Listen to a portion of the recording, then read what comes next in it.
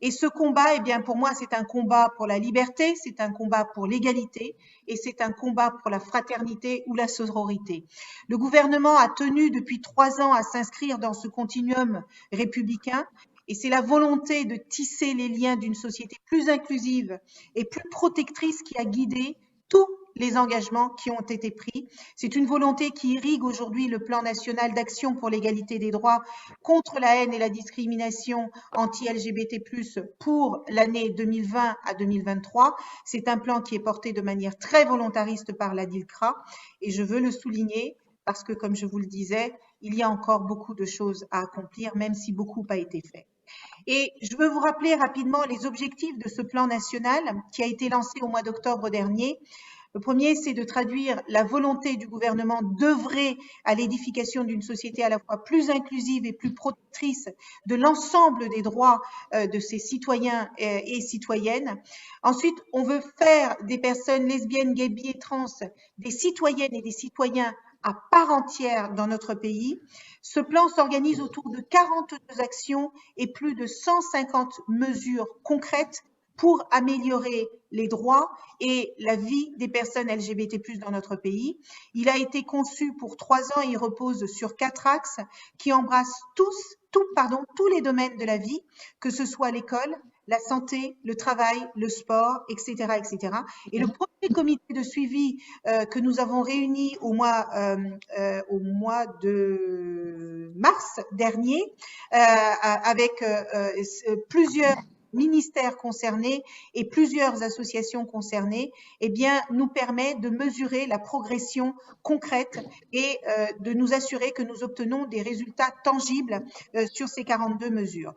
J'ai pas le temps, malheureusement, de revenir sur chacune de ces mesures, mais je vous invite à aller en prendre connaissance parce que ça me semble important. Je me permets simplement de vous en rappeler les 4 grands axes. Le premier axe, c'est la reconnaissance des droits des personnes lesbiennes, gays, bi et trans. Le deuxième axe, c'est de permettre l'accès aux droits des personnes LGBT+, de faciliter l'accès à ces droits. Nous voulons également lutter de manière déterminée contre toutes les discriminations, la violence et la haine dont les personnes LGBT+ sont encore victimes aujourd'hui. Et puis, nous voulons améliorer leur vie quotidienne. Ce plan prévoit également la mise en place, comme je vous l'ai dit tout à l'heure, d'un comité de suivi qui associe tous les ministères concernés, toutes les associations et les élus.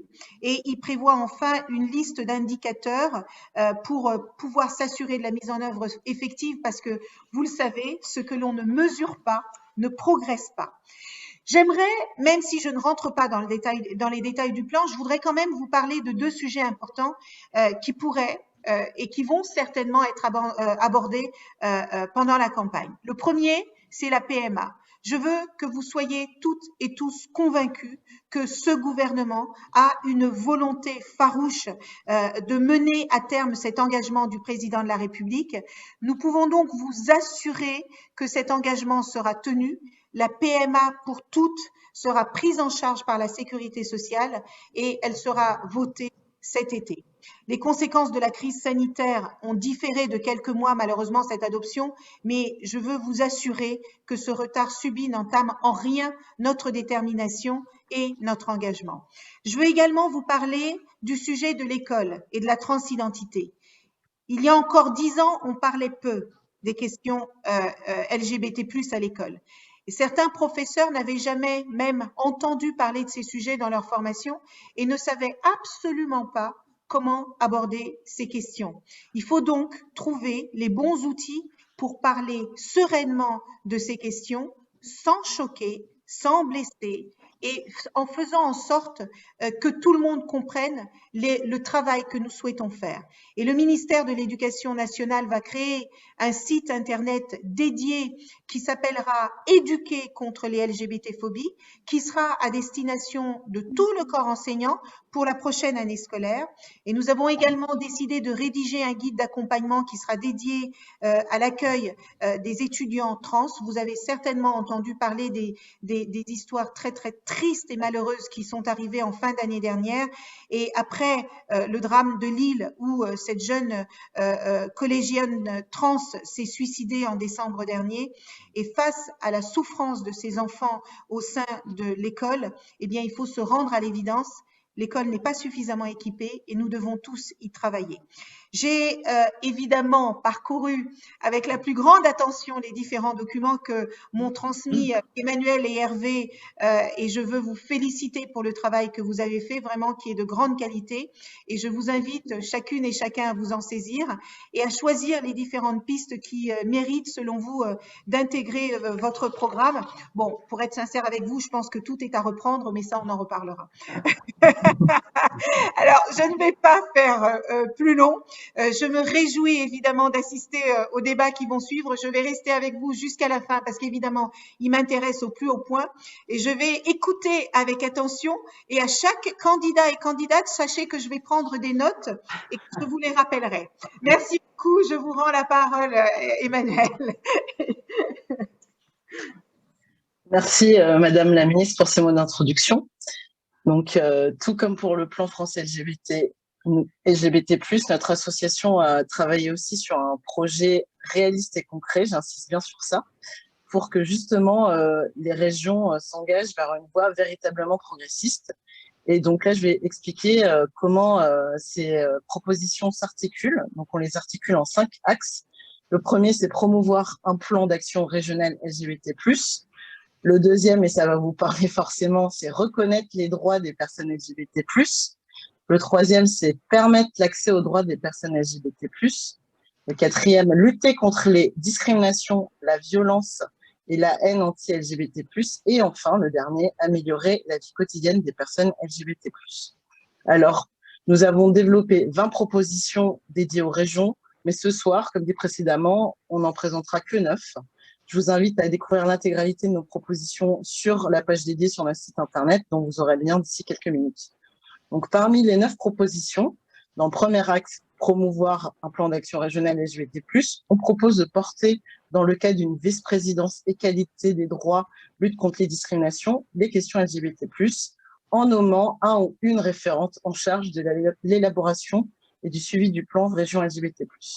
Ensuite, on propose aussi de créer une instance régionale de lutte contre les discriminations LGBT+, dans les contre les discriminations LGBT+, associant justement des acteurs institutionnels, économiques, socio-éducatifs, culturels, sportifs, associatifs, bien sûr.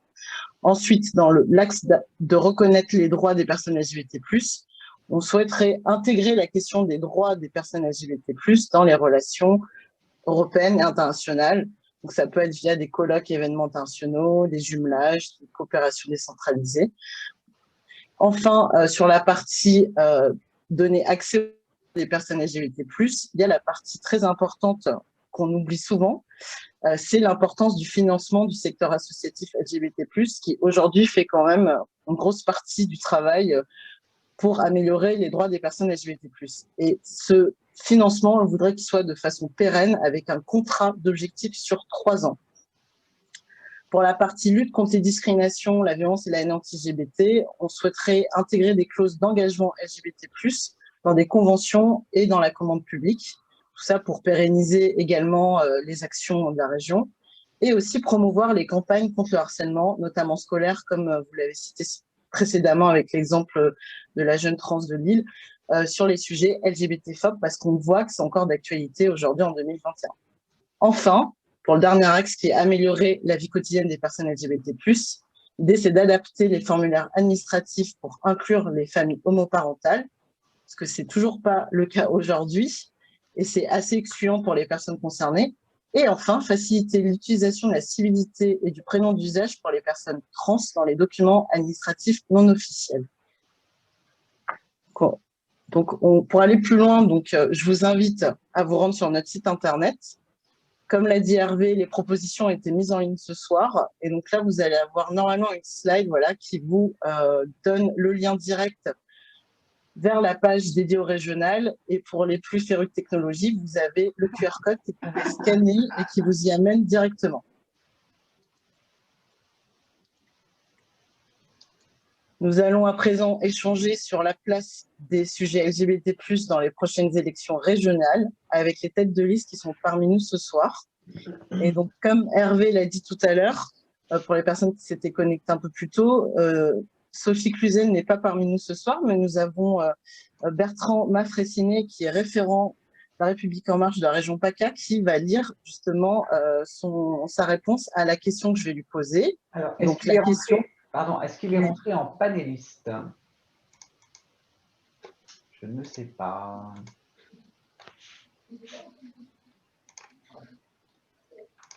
Ce que je te propose, Emmanuel, on passe à la deuxième, on reviendra après. D'accord.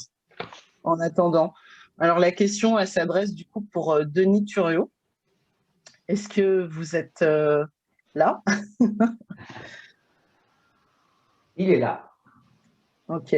Donc, la question que je vais poser, elle porte sur les orientations budgétaires de la région Bourgogne-Franche-Comté de 2020, ou sur le volet où est traitée la lutte contre les discriminations dans le diagnostic des actions portées par la majorité sortante. Il apparaît en point de vigilance qu'il y a un manque de visibilité sur les objectifs affichés et ou actions associées sur les enjeux de discrimination LGBT+. Quels sont, selon vous, les principaux axes d'amélioration à mettre en place afin de contribuer au changement des mentalités et de favoriser, bien sûr, le vivre ensemble sur le territoire de la région Bourgogne-Franche-Comté? Bien, ben merci de me poser cette question, merci de m'avoir convié. Bonjour Elisabeth Moreno et à nouveau à tout le monde. Je suis désolé de vous quitter parce que je serai en campagne. Je ne suis pas désolé d'être en campagne, hein, mais j'ai une réunion pour la campagne à 20h. Et donc, pourquoi je ne serai pas jusqu'au bout. Mais ça me permet en tout cas de participer à ce débat qui évidemment m'intéresse. Je voulais juste, à titre liminaire, rappeler qu'il y a déjà un sujet qui n'est pas réglé, qui est déjà l'égalité homme-femme. Ce sujet, on a encore fort à faire, mais ça n'empêche pas d'avancer sur les autres, qui d'ailleurs sont liés. Donc, pour moi, c'est une évidence que nous allons avancer. Je précise d'ailleurs que, sauf erreur de ma part, et contrairement à ce qu'il y a dans la question, pas que je veux vous contrarier, mais je ne crois pas qu'il y ait ligne budgétaire d'ailleurs dans le budget régional de la Bourgogne-Franche-Comté. Donc, finalement, il serait à créer. Il y est, semble-t-il, dans certains départements, mais je pense que là, ça dépasse véritablement les frontières administratives. Pour moi, ça commence déjà parmi les agents de la collectivité, puisque je rappelle qu'au sein de la région Bourgogne-Franche-Comté, il y a quasiment 4000 agents et plus de 2800 dans les lycées et presque 1100 au siège. Donc, il y a le dispositif récent qui a été mis en place, notamment au niveau des signalements des actes de violence et de discrimination pour les agents de la région. Mais je pense que ce dispositif peut être amélioré. La gestion a été confiée au centre de gestion de Besançon, du Doubs. Et il faut aussi en amont, à mon avis, davantage d'actions de prévention et de formation au niveau notamment de l'encadrement des chefs de service, des directeurs, pour les sensibiliser à cette question, parce que je pense que c'est loin d'être général. Et puis, un sujet très pratico-pratique, au-delà du diagnostic que je fais très rapidement, c'est également une sensibilisation des enseignants, parce que le personnel enseignant dans les lycées est nombreux. Et il a été rappelé tout à l'heure que ce n'est pas forcément naturel chez eux. Et je pars du constat aussi qu'aujourd'hui, ce sujet, notamment au niveau des genres, au niveau de la sexualité, au niveau de l'orientation sexuelle, intéresse beaucoup notre jeunesse. Donc, c'est un sujet de jeunesse, quelque part, je le lis à ça, pas seulement, mais en partie, parce que ce sont des questions qu'on ne posait moins, en tout cas, publiquement auparavant. Donc, un rôle déjà d'essayer de montrer l'exemple au niveau du fonctionnement de la région, du bien-être au travail pour tous, et y compris voilà, de toutes les personnes, quelles que soient, encore une fois, les orientations. Après, j'ai noté que la région, en 2019, avait édité une première édition du Printemps de l'égalité, ce qui est intéressant parce que c'est assez large pour viser l'ensemble des inégalités et sensibiliser notamment aux inégalités de sexe et de genre dans différents domaines, que ce soit la culture, le sport, l'éducation, la formation, l'économie. Et je pense que c'est un sujet qu'il faut aborder de façon très transversale. Donc, à la limite, ce dispositif qui a été mis en place me semble devoir pouvoir être développé, voire étendu, peut-être même à d'autres sujets, dans le cadre de la convention régionale qui a été signée jusqu'en 2024, notamment pour l'égalité dans le système éducatif. Et donc, plus concrètement, moi, ce que je serais amené à intégrer dans mon programme pour les régionales et dans l'éventualité de la gouvernance de la région, pour lutter notamment contre les stéréotypes en matière d'orientation, il faut évidemment un certain nombre d'actions de prévention. Alors, ces actions de prévention et aussi de décision, je pense au soutien aux associations. Aujourd'hui, on fait signer la charte de laïcité aux associations, mais je pense qu'on pourrait aussi davantage étendre une charte qui puisse permettre la reconnaissance de tous et donc ne pas financer des structures, voire même des entreprises qui, des fois, ne rempliraient pas justement cet esprit d'ouverture à tous. Donc, ça peut être aussi un des critères d'attribution de certains financements en fonction des règles légales. Je voudrais aussi dire qu'il y a déjà quelque chose qui est tout simple, mais qui n'est pas forcément écrit, qui est vraiment le marquage. Et finalement, le premier axe d'amélioration, ça serait de marquer toutes ces discriminations, parce qu'on a le sentiment que des fois, on n'ose pas les dire, on se retranche derrière un mot générique, et je pense que marquer les choses, dire les choses, c'est peut-être mon côté avocat à la base, c'est important, chaque mot a un sens, et d'expliquer ce que sont ces discriminations dans les quelque part documents de base ou dans les critères d'attribution de financement, ça serait sans doute déjà une avancée. Par exemple, ne pas avoir peur de parler de la lutte contre l'homophobie et non pas quelque chose de diffus dans un terme générique. D'afficher cela, ça serait déjà un progrès. Ça ne serait pas très concret derrière, mais en tout cas, ça serait marqué une ambition réelle et sincère. Après, moi, je propose de travailler deux volets. Tout d'abord, un premier volet qui soit axé sur l'affirmation de la nécessité d'une prévention. Prévention, je le disais, en direction de la jeunesse. Prévoir aussi un soutien matériel qui souvent fait défaut parce que l'intention est là, mais pas les moyens. Donc, un soutien matériel, un soutien également juridique et psychologique. Cela pourrait également passer très concrètement par une contribution des lycéens sous la forme d'un appel à projet qui pourrait être financé par le dispositif Éveil, qui est le dispositif pour les lycées, et notamment avec une ligne dédiée à cet appel à projet pour promouvoir l'action des jeunes et notamment, par exemple, proposer un concours sur cette thématique du type talent des cités. Je pense qu'on pourrait aussi essayer de faire des campagnes de sensibilisation accrues dans les lycées et notamment pour sortir parfois des idées un peu hors sol ou fantasmatiques et donc éviter les tabous et se servir après des antennes départementales parce que je pense qu'au niveau des collectivités, on doit tous être en lien et avancer en même temps sur ce terrain. Après, je m'éloigne un peu de la région, mais je vous dis justement que ça doit être étendu. Je pense aussi qu'on doit s'y intéresser beaucoup plus dans les écoles plus tôt. On s'aperçoit aujourd'hui qu'il y a des livres qui abordent ces sujets, parfois dès la maternelle, des films, des dessins animés pour enfants, y compris dans les collèges. Donc, je pense qu'il faut vraiment aussi que l'on coordonne entre nos différentes collectivités ces actions de prévention, de pédagogie et d'explication.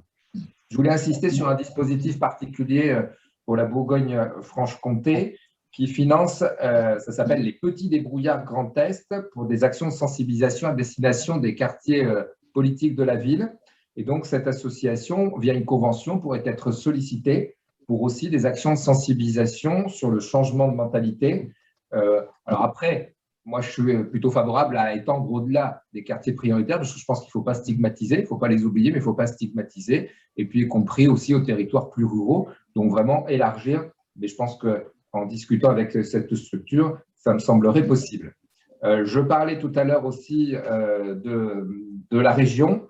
Du personnel de la région. Je pense qu'on doit avoir des actes de formation qui soient beaucoup plus ciblés dans ce domaine, et notamment pour les agents d'une collectivité régionale, tels que les agents des lycées, bien évidemment, j'en ai parlé, qui sont nombreux, au-delà des enseignants, les services centraux, les agents du CREPS également, et ça me semblerait être une piste assez intéressante.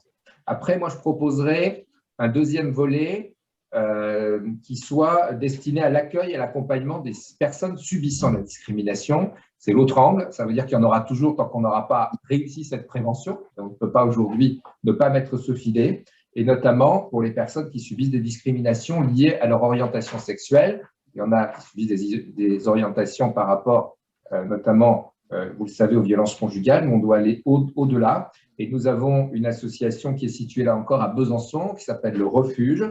Et on pourrait aussi soutenir une autre antenne qui est ouverte à Dijon, et donc participer à la mise en place d'autres initiatives sur des territoires plus petits et plus reculés. Mais en tout cas, il y a une structuration qui existe déjà sur notre territoire. Après, il y avait aussi, et pour terminer, essayer de respecter mon timing par rapport aux autres intervenants, il est proposé de mettre en place une instance qui pourrait une instance régionale de lutte contre les discriminations LGBT+, en essayant de réunir les acteurs institutionnels, associatifs, culturels, etc. Pourquoi pas créer une espèce de mission régionale, égalité, diversité, qui permettrait également de coordonner ce que je vous disais sur le plan des départements, voire des intercommunalités ou des communes. Donc, je pense que c'est ainsi, en réunissant une action en force, orchestrée, qu'on pourra avancer dans ces domaines. Enfin, sachez que mon intention est réelle, d'essayer à la fois, vous l'avez compris, d'accompagner les publics discriminés, de promouvoir aussi, c'est important, la citoyenneté, la participation sociale des étrangers, qui sont souvent éloignés de ces thématiques, alors qu'ils sont tout autant concernés que les autres. Et puis, évidemment, partir de ce diagnostic d'observation et de connaissance réelle de ces discriminations, ou en tout cas, parfois, de simples stéréotypes qui sont appliqués maladroitement. Merci pour votre intervention et ça fait le lien en fait au sujet de l'instance régionale avec ma question pour Bruno Bonnel. Donc le président sortant de la région que vous briguez est réputé pour être l'ennemi des droits LGBT+. Ardent défenseur de la famille hétérosexuelle, défilant en tête des cortèges de la Manif pour tous, il a coupé les subventions aux associations LGBT+, dès son arrivée à la présidence de sa région. Donc, ça a d'abord été le festival de cinéma Face à Face à Saint-Étienne, qui s'est vu refuser sa subvention de 5 000 € après 12 ans sans souci avec les majorités sortantes. Puis le festival Écran Mix à Lyon et ensuite celui Vue d'en face à Grenoble. Il en va de même aussi pour des campagnes de sensibilisation contre les discriminations dans les écoles, certaines même faites par le défenseur des droits, je précise. Le planning familial régional, la Lesbian and Gay Pride de Lyon, tout comme la quinzaine de l'égalité femmes-hommes, sous prétexte que cela prenait la théorie du genre, donc ça va loin. Donc le bilan du président sortant de la région RA est évidemment catastrophique pour les associations LGBT, qui parlent même d'absence de dialogue et d'un climat de peur. Donc est-ce qu'une vice-présidence égalité des droits, lutte contre les discriminations, enfin peu importe comment on la nomme, mais en tout cas qui serait un signal fort envoyé aux associations LGBT pour qu'elles aient un interlocuteur, une interlocutrice privilégiée au niveau régional, est envisageable une fois que vous serez élu? Merci, merci. Et avant de répondre à cette question très sérieuse, un clin d'œil à mes amis tête de liste. Je voudrais juste rappeler au Laurent que ça veut dire celui qui porte les lauriers. Hein, donc les Laurent et les Laurence sont destinés dans leur combat électoral à des grandes destinées. Et ce soir, j'ai essayé de changer mon nom. Je m'appelle désormais Laurent Bonnel. Comme ça, moi, ce sera plus simple. Mais après ce petit clin d'œil à mes amis sur le plan des prénoms, je voudrais revenir à une chose beaucoup plus sérieuse. Et effectivement, je suis sur un terrain particulièrement dévasté sur cette cause. Et il faut prendre ça très au sérieux et avec beaucoup de volontarisme. Je voudrais d'abord, pour vous expliquer la démarche que j'ai, vous expliquer les structures de notre campagne. La structure, c'est 30 jours, 30 mois, 30 ans. 30 jours, ce sont les choses qu'on veut faire tout de suite, mettre en œuvre tout de suite pour profiter de la relance économique et également, vous allez le voir, qui concerne le programme LGBT+, tel qu'on le voit. 30 mois, c'est une heure importante, c'est au milieu du mandat, c'est de faire les bilans des actions qu'on mène, de les évaluer, de les accélérer dans certains cas, de les abandonner dans d'autres si on voit que ça ne marche pas, et d'en inventer de nouvelles s'il faut, et pas attendre les 6 ans, voire les 7 ans, dans le cas précis de mandat, avant de voir les fruits de ce que nous faisons. Et puis 30 ans, c'est la vision qu'on veut pour la société, et si vous permettez, sur le domaine qui nous intéresse ce soir, je commence par là et je vais remonter dans le temps. 30 ans, c'est une société à 2050, c'est une région à 2050, où on ne parle plus d'LGBT+, où les fondamentaux de cette association sont plus les bons, parce qu'on a réussi cette unité de la société, on a réussi cette performance incroyable en une génération d'intégrer totalement naturellement, sans aucune distinction, les hommes, les femmes, toutes les personnes des communautés LGBT+, et dans un esprit de dire qu'on est une société inclusive dans laquelle il n'y a pas de distinction. Ça, c'est l'objectif sur une génération. Ça veut dire qu'il va falloir être très constant dans les actions et pas faire justement ce qui s'est passé avec Vauquier, c'est-à-dire de lancer un mouvement quand la région était entre guillemets à gauche, l'arrêter quand elle est à droite, le reprendre quand elle est à gauche, et etc., etc. Donc ça veut dire donner vraiment une direction qui soit ancrée sur le long terme de la société, les fameux 30 ans. Sur les 30 jours, c'est réunir très rapidement, le 30 jours est un mot symbolique, mais c'est à la limite, c'est dans la limite d'un trimestre, réunir véritablement un collège, réunir les associations et de dire quel est le plan de mandat qu'on va faire ensemble, comment on va le co-construire. Et pas commencer à dire, vous inquiétez pas, électoralement, je sais que c'est une communauté qui est intéressante, donc je vais aller leur faire un peu de saupoudrage pour leur faire plaisir. C'est dire, ok les gars, on va se mettre ensemble, allons-y, créons un plan sur le mandat que nous évaluerons à 30 mois, où nous regarderons si nous sommes trompés. Alors maintenant, dans le concret de vos questions. Vous parlez des festivals. Moi, je ne fais pas de choix entre Carmen et Aya Nakamura. Donc, je ne ferai pas de choix entre un festival qui s'occupera de robotique ou qui sera un festival LGBT+. Ça veut dire pour moi, la notion de réunir des gens sur des sujets communs, qui ont envie de parler en libre expression, qui ont envie de s'amuser, qui ont envie de faire des choses, la région doit être là et ne doit pas faire de choix, certainement pas discriminatoire, évidemment, et certainement pas idéologiquement orienté. Donc ça, c'est même pas un débat. C'est-à-dire qu'il y a à soutenir toute initiative de toute communauté quand elle est effectivement avec un objectif qui soit un objectif d'unité, de rassemblement, et pas un objectif communautariste, évidemment. La deuxième chose, c'est que le principe que j'essaie d'avoir pour cette région, c'est le plan à 30 ans, c'est de faire une région qui soit, apaisée, sous de très nombreux angles, parce que là, nous parlons d'une cause ce soir, on pourrait rajouter d'autres causes qui tendent la société, que ce soit la religion, que ce soit le combat égalité homme-femme, essayer d'apaiser et d'unir. Moi, j'ai un mot assez fort qui est cette idée d'union, qu'on peut associer à égalité, qu'on peut associer à égalité des chances, c'est-à-dire de dire on veut une société qui soit unie. Donc oui, il y aura bien une vice-présidente, réponse précise à votre question, il y aura bien une vice-présidence dédiée, comme nous avons, et merci Elisabeth d'être là, comme nous avons aujourd'hui un secrétariat d'État qui est dédié à cette mission, c'est-à-dire que clairement, c'est un axe de gouvernement. Donc ça sera un axe de gouvernance de notre région, ça veut dire que la personne en question ne fera rien d'autre, à savoir unir, vérifier qu'il y a ces discriminations. Mais avec, à la différence d'un discours plus symbolique qu'on trouve à gauche, avec un plus progressiste, si je peux m'exprimer ainsi, c'est-à-dire de mettre des valeurs d'appréciation de la progression de leur action, d'où le bilan.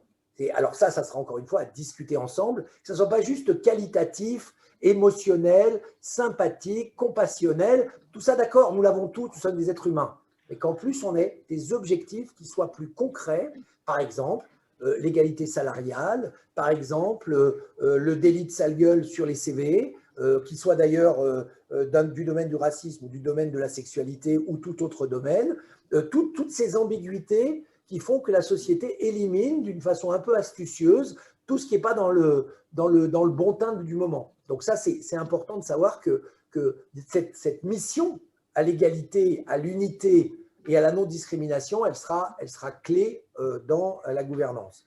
Alors, pour rentrer un tout petit peu dans 2-3 détails, parce qu'après, d'abord, on va être trop long, et puis juste pour vous montrer un peu la dynamique, évidemment, tout ce qui est signature de chartes type l'autre cercle, tout ce qui est du domaine de la construction d'un plan d'inclusion par le sport et d'unité par le sport, tout ce qui est la construction d'une instance régionale de concertation pour vérifier. Une des pistes qui a déjà été développée par l'équipe ici, c'est élire le référent et non pas le nommer, élire le référent dans les lycées à l'égalité notamment et contre le harcèlement scolaire. Eh bien, ça, ce sont des choses, bien évidemment, qui rentreront, je dirais, dans la mécanique de cette convention qu'on propose de faire dans les 30 jours pour dire réunissons les associations et d'ailleurs, sur la base de ce que vous proposez, voir quelles sont les pistes et quel délai on les met en place. Enfin, j'ai entendu Denis, et évidemment, la rôle des institutions, c'est de veiller à ce que, comme on l'a mis d'ailleurs dans la loi Pacte, que les impacts sociétaux des marchés publics soient respectés, environnementaux et en termes, effectivement, de non-discrimination.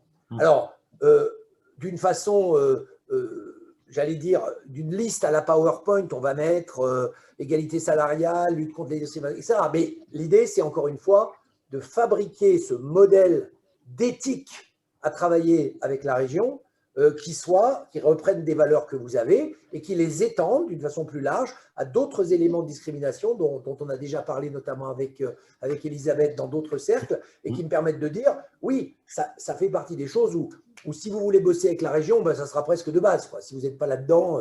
D'ailleurs, toute personne qui serait surprise à regarder cette liste serait forcément une personne à qui il faut expliquer pourquoi, où on va, la ramener aussi, et non pas de façon simplement violente, mais la ramener dans la raison. Et je pense encore une fois, à 30 ans, j'espère qu'on aura gommé j'espère que cette motion deviendra inutile.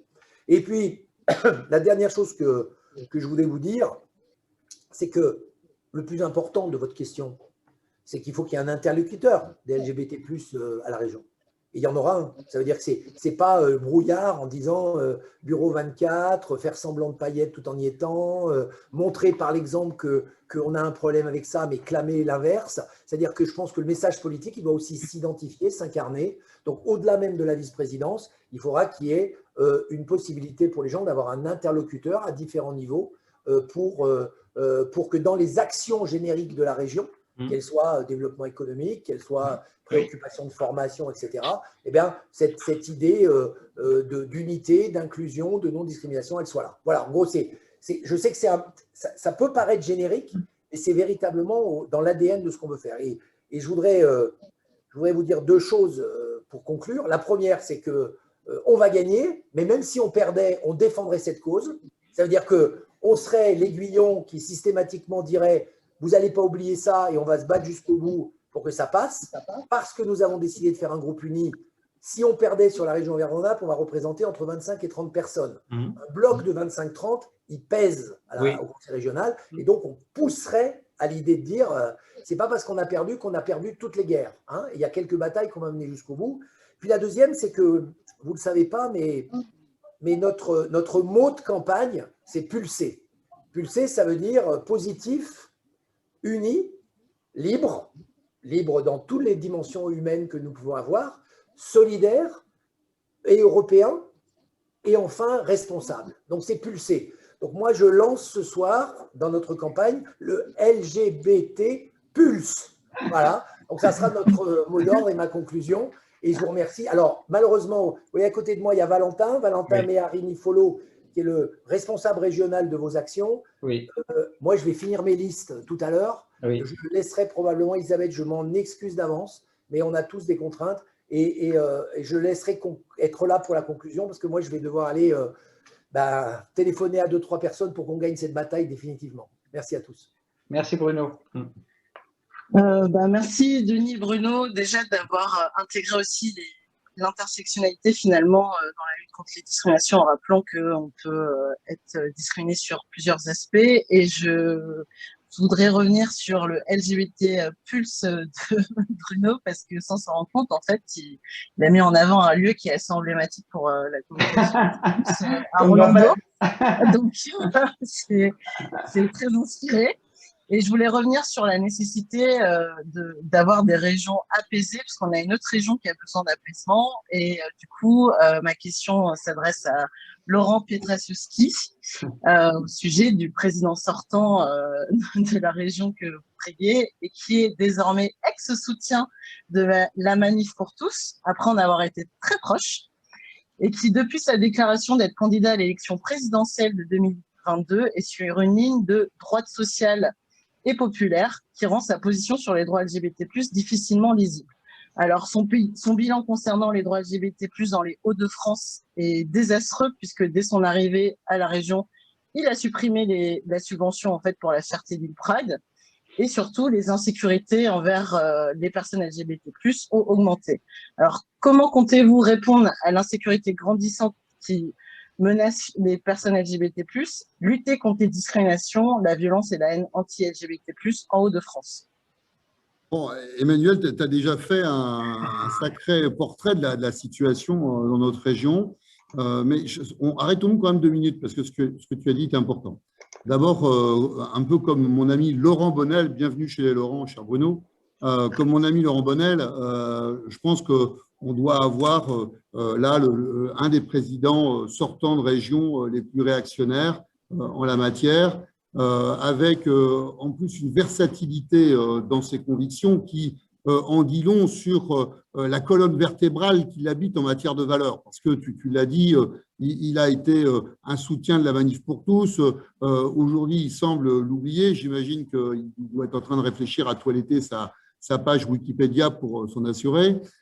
Et les décisions qu'il a prises lorsqu'il est arrivé à la présidence de région, qui, comme d'ailleurs ça a été évoqué chez Bruno, l'a amené à couper les subventions, notamment à la marge de la fierté. Donc je crois que on a quelqu'un qui ne se sent pas, je ne veux pas faire de procès d'intention, mais on voit bien que dans les actes qui ont été portés par le président sortant de la région Hauts-de-France, on a quelqu'un qui n'est pas sensible à ce sujet et qui n'est pas intéressé à ce sujet. D'ailleurs, ce n'est pas quelqu'un qui, on parlait d'apaisement tout à l'heure, ce n'est pas quelqu'un qui prône l'apaisement, c'est quelqu'un qui a choisi à peu près la même ligne politique.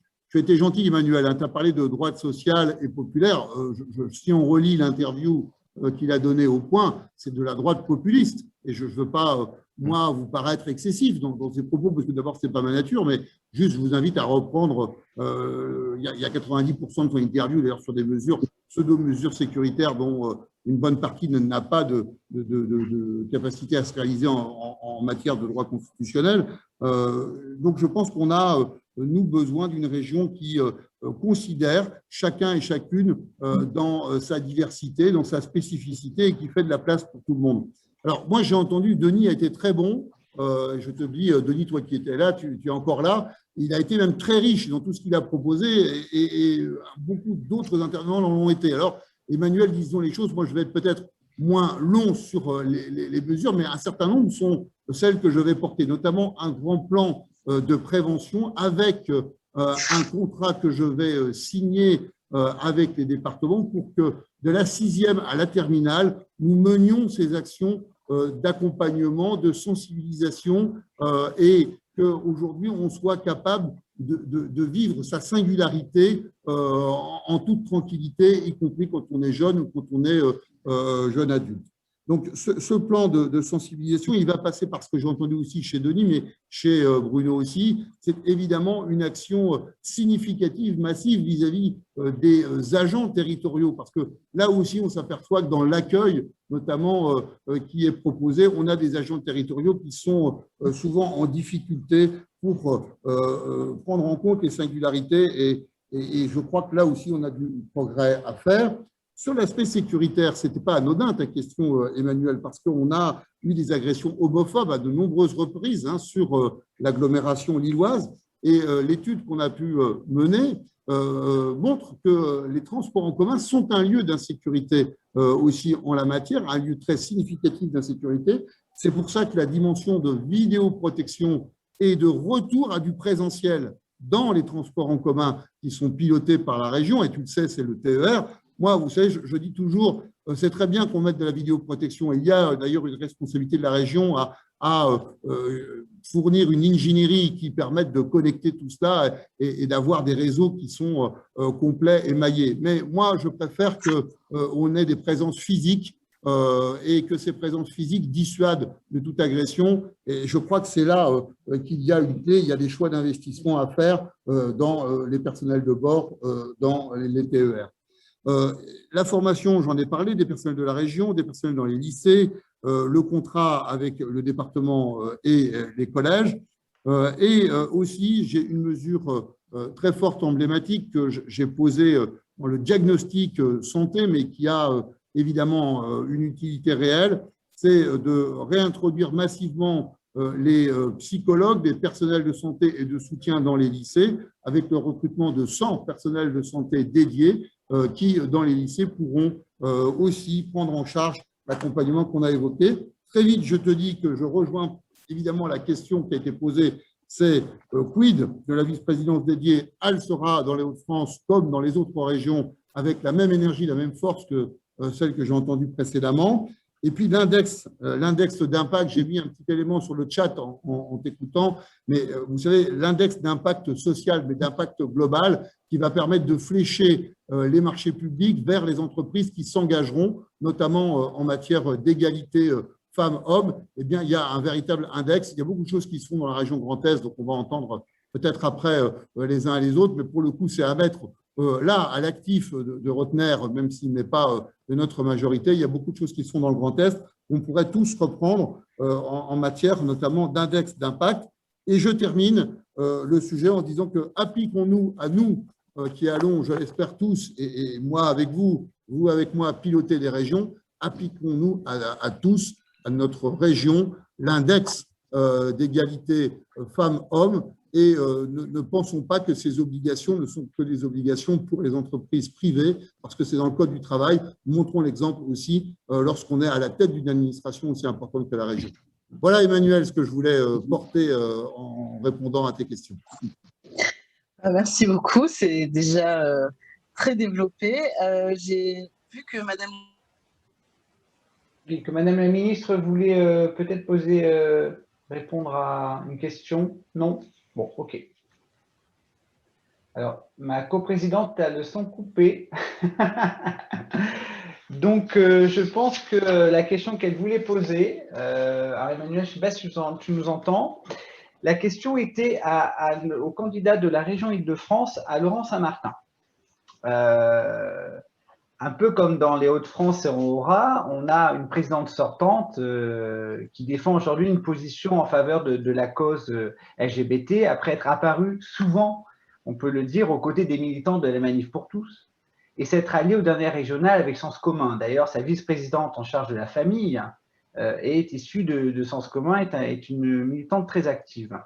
Depuis, elle a notamment assuré que la région Île-de-France continuerait de subventionner à hauteur de 25 000 € la marge des fiertés de Paris, c'était en 2016, tout en voulant supprimer en fait le char concrètement sur la marge qui était intitulé au logo de la région Île-de-France. Elle a continué quand même à soutenir des structures d'intérêt régional pour lutter contre l'homophobie, notamment l'intérêt LGBT, le refuge ou les Gay Games, tout en retirant des subventions quand même essentielles. Donc, des choix ont été faits à certaines associations, notamment comme l'association Contact, qui œuvre quand même pour le mieux-être dans le monde du travail. Donc, son bilan, on va dire, LGBT+, comme dans d'autres régions, on le trouve assez mitigé, car ambivalent. Et comme en Hauts-de-France, son compte Wikipédia a été toiletté de toutes les annotations de Manif pour tous et Sens Commun, mais je pense qu'on n'y voit pas... On voit comment ça se passe, car ambivalent pour sa majorité au Conseil régional. La question qu'on aimerait vous poser, mon cher Laurent, c'est comment comptez-vous faire pour avoir une ligne claire en matière de lutte contre les discriminations et promouvoir un plan d'action de région LGBT+, en Île-de-France? Merci beaucoup Hervé, et merci à l'ensemble de l'association progressiste LGBT pour votre invitation, pour l'organisation de ces échanges. Avant de répondre à la question d'Hervé, répondre à Bruno, que je crois que l'étymologie de Bruno, c'est bouclier aussi. Et je trouve que ça te va pas mal et que ça complète assez bien les lauriers. Tout ça dans une sémantique assez romaine qui, finalement, on va tout mettre ensemble et on s'appellera tous des Laurent Bruno ou des Bruno Laurent, comme tu préfères. Et on gagnera tous ensemble. Je voudrais vraiment vous saluer et vous remercier. Saluer aussi mes collègues de l'Assemblée, Laurence et Raphaël. Les saluer d'abord comme collègues et puis surtout saluer leur travail qui est vraiment exemplaire en la matière depuis le début de cette mandature. Et je veux qu'ils sachent qu'on le voit et que c'est extrêmement utile pour l'ensemble de la majorité d'avoir des combattants de la cause comme vous.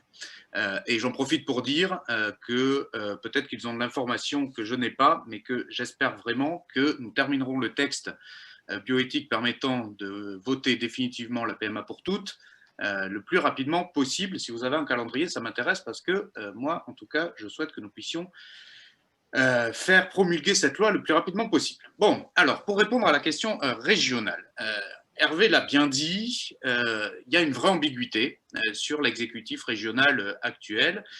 Et s'il y a bien certaines politiques dans lesquelles on ne peut pas faire deux en même temps, c'est bien la lutte contre les discriminations, et particulièrement sur les discriminations contre les populations LGBT+. On ne sort de l'ambiguïté qu'à ses dépens, comme disait l'autre, mais je crois que Valérie Pécresse, avec son exécutif, a effectivement longtemps louvoyé entre un soutien finalement qu'elle essaie de masquer et de faire oublier à la Manif pour tous. Hervé l'a très bien résumé, des subventions qui sont poursuivies dans certains cas, puis arrêtées dans l'autre, avec une visibilité très complexe à comprendre et à avoir.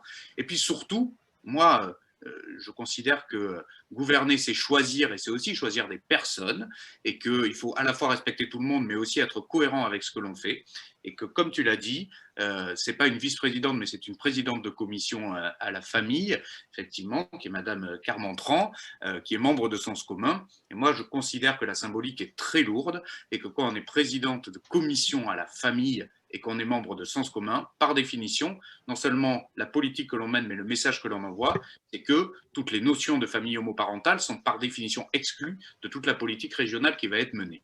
Et ça, pour moi, ça clarifie et ça éclaire très manifestement quelle est la vision de l'exécutif régional actuel, sortant, sur le combat contre les discriminations LGBT. On ne peut pas en même temps avoir un membre de Sens Commun à la tête de la commission de la famille et dire que l'on lutte contre les discriminations LGBT+. Pour moi, ce en même temps-là n'existe pas et il faut même le dénoncer parce qu'il peut être dangereux et peut empêcher de progresser en laissant penser qu'un certain nombre de choses seraient faites à coup de subventions. Ça, c'est la première chose. La deuxième chose, c'est, je considère, à titre personnel, peut-être tout le monde ne le partagera pas, mais que ma région a une vision un peu années 80-90 de la lutte contre les discriminations LGBT+, notamment avec on va dire une mise en commun systématique ou quasi systématique de la lutte contre l'homophobie avec la lutte contre le VIH. Et je trouve qu'on est vraiment dans des combats que moi je considère à titre personnel, certes, très important, mais dont l'association est pour moi un petit peu dépassée. Et là-dessus, je voudrais rejoindre ce que dit Bruno Bonnel, c'est que le vrai combat d'aujourd'hui dans la lutte contre les discriminations, quelles qu'elles soient, c'est un combat de dépassement et d'arrêter de faire des matchs droite-gauche à l'ancienne entre je t'en refais une priorité et moi je te réduis les subventions, etc. C'est un dépassement. Si encore aujourd'hui on est dans une logique de savoir s'il faut lutter contre les discriminations LGBT, c'est plus un sujet droite-gauche.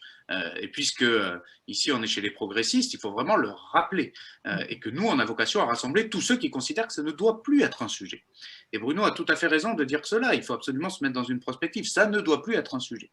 Et j'y reviendrai sur les outils à mettre en place au sens de la gouvernance, mais j'aurai un peu une nuance sur la notion de vice-présidence, que je veux bien avoir, mais il faut lui donner une fin, cette vice-présidence. Je prends votre proposition, je l'accepte. Moi, président de région demain, je mettrai une vice-présidence, mais avec un contrat commun, c'est qu'elle ne durera qu'un mandat.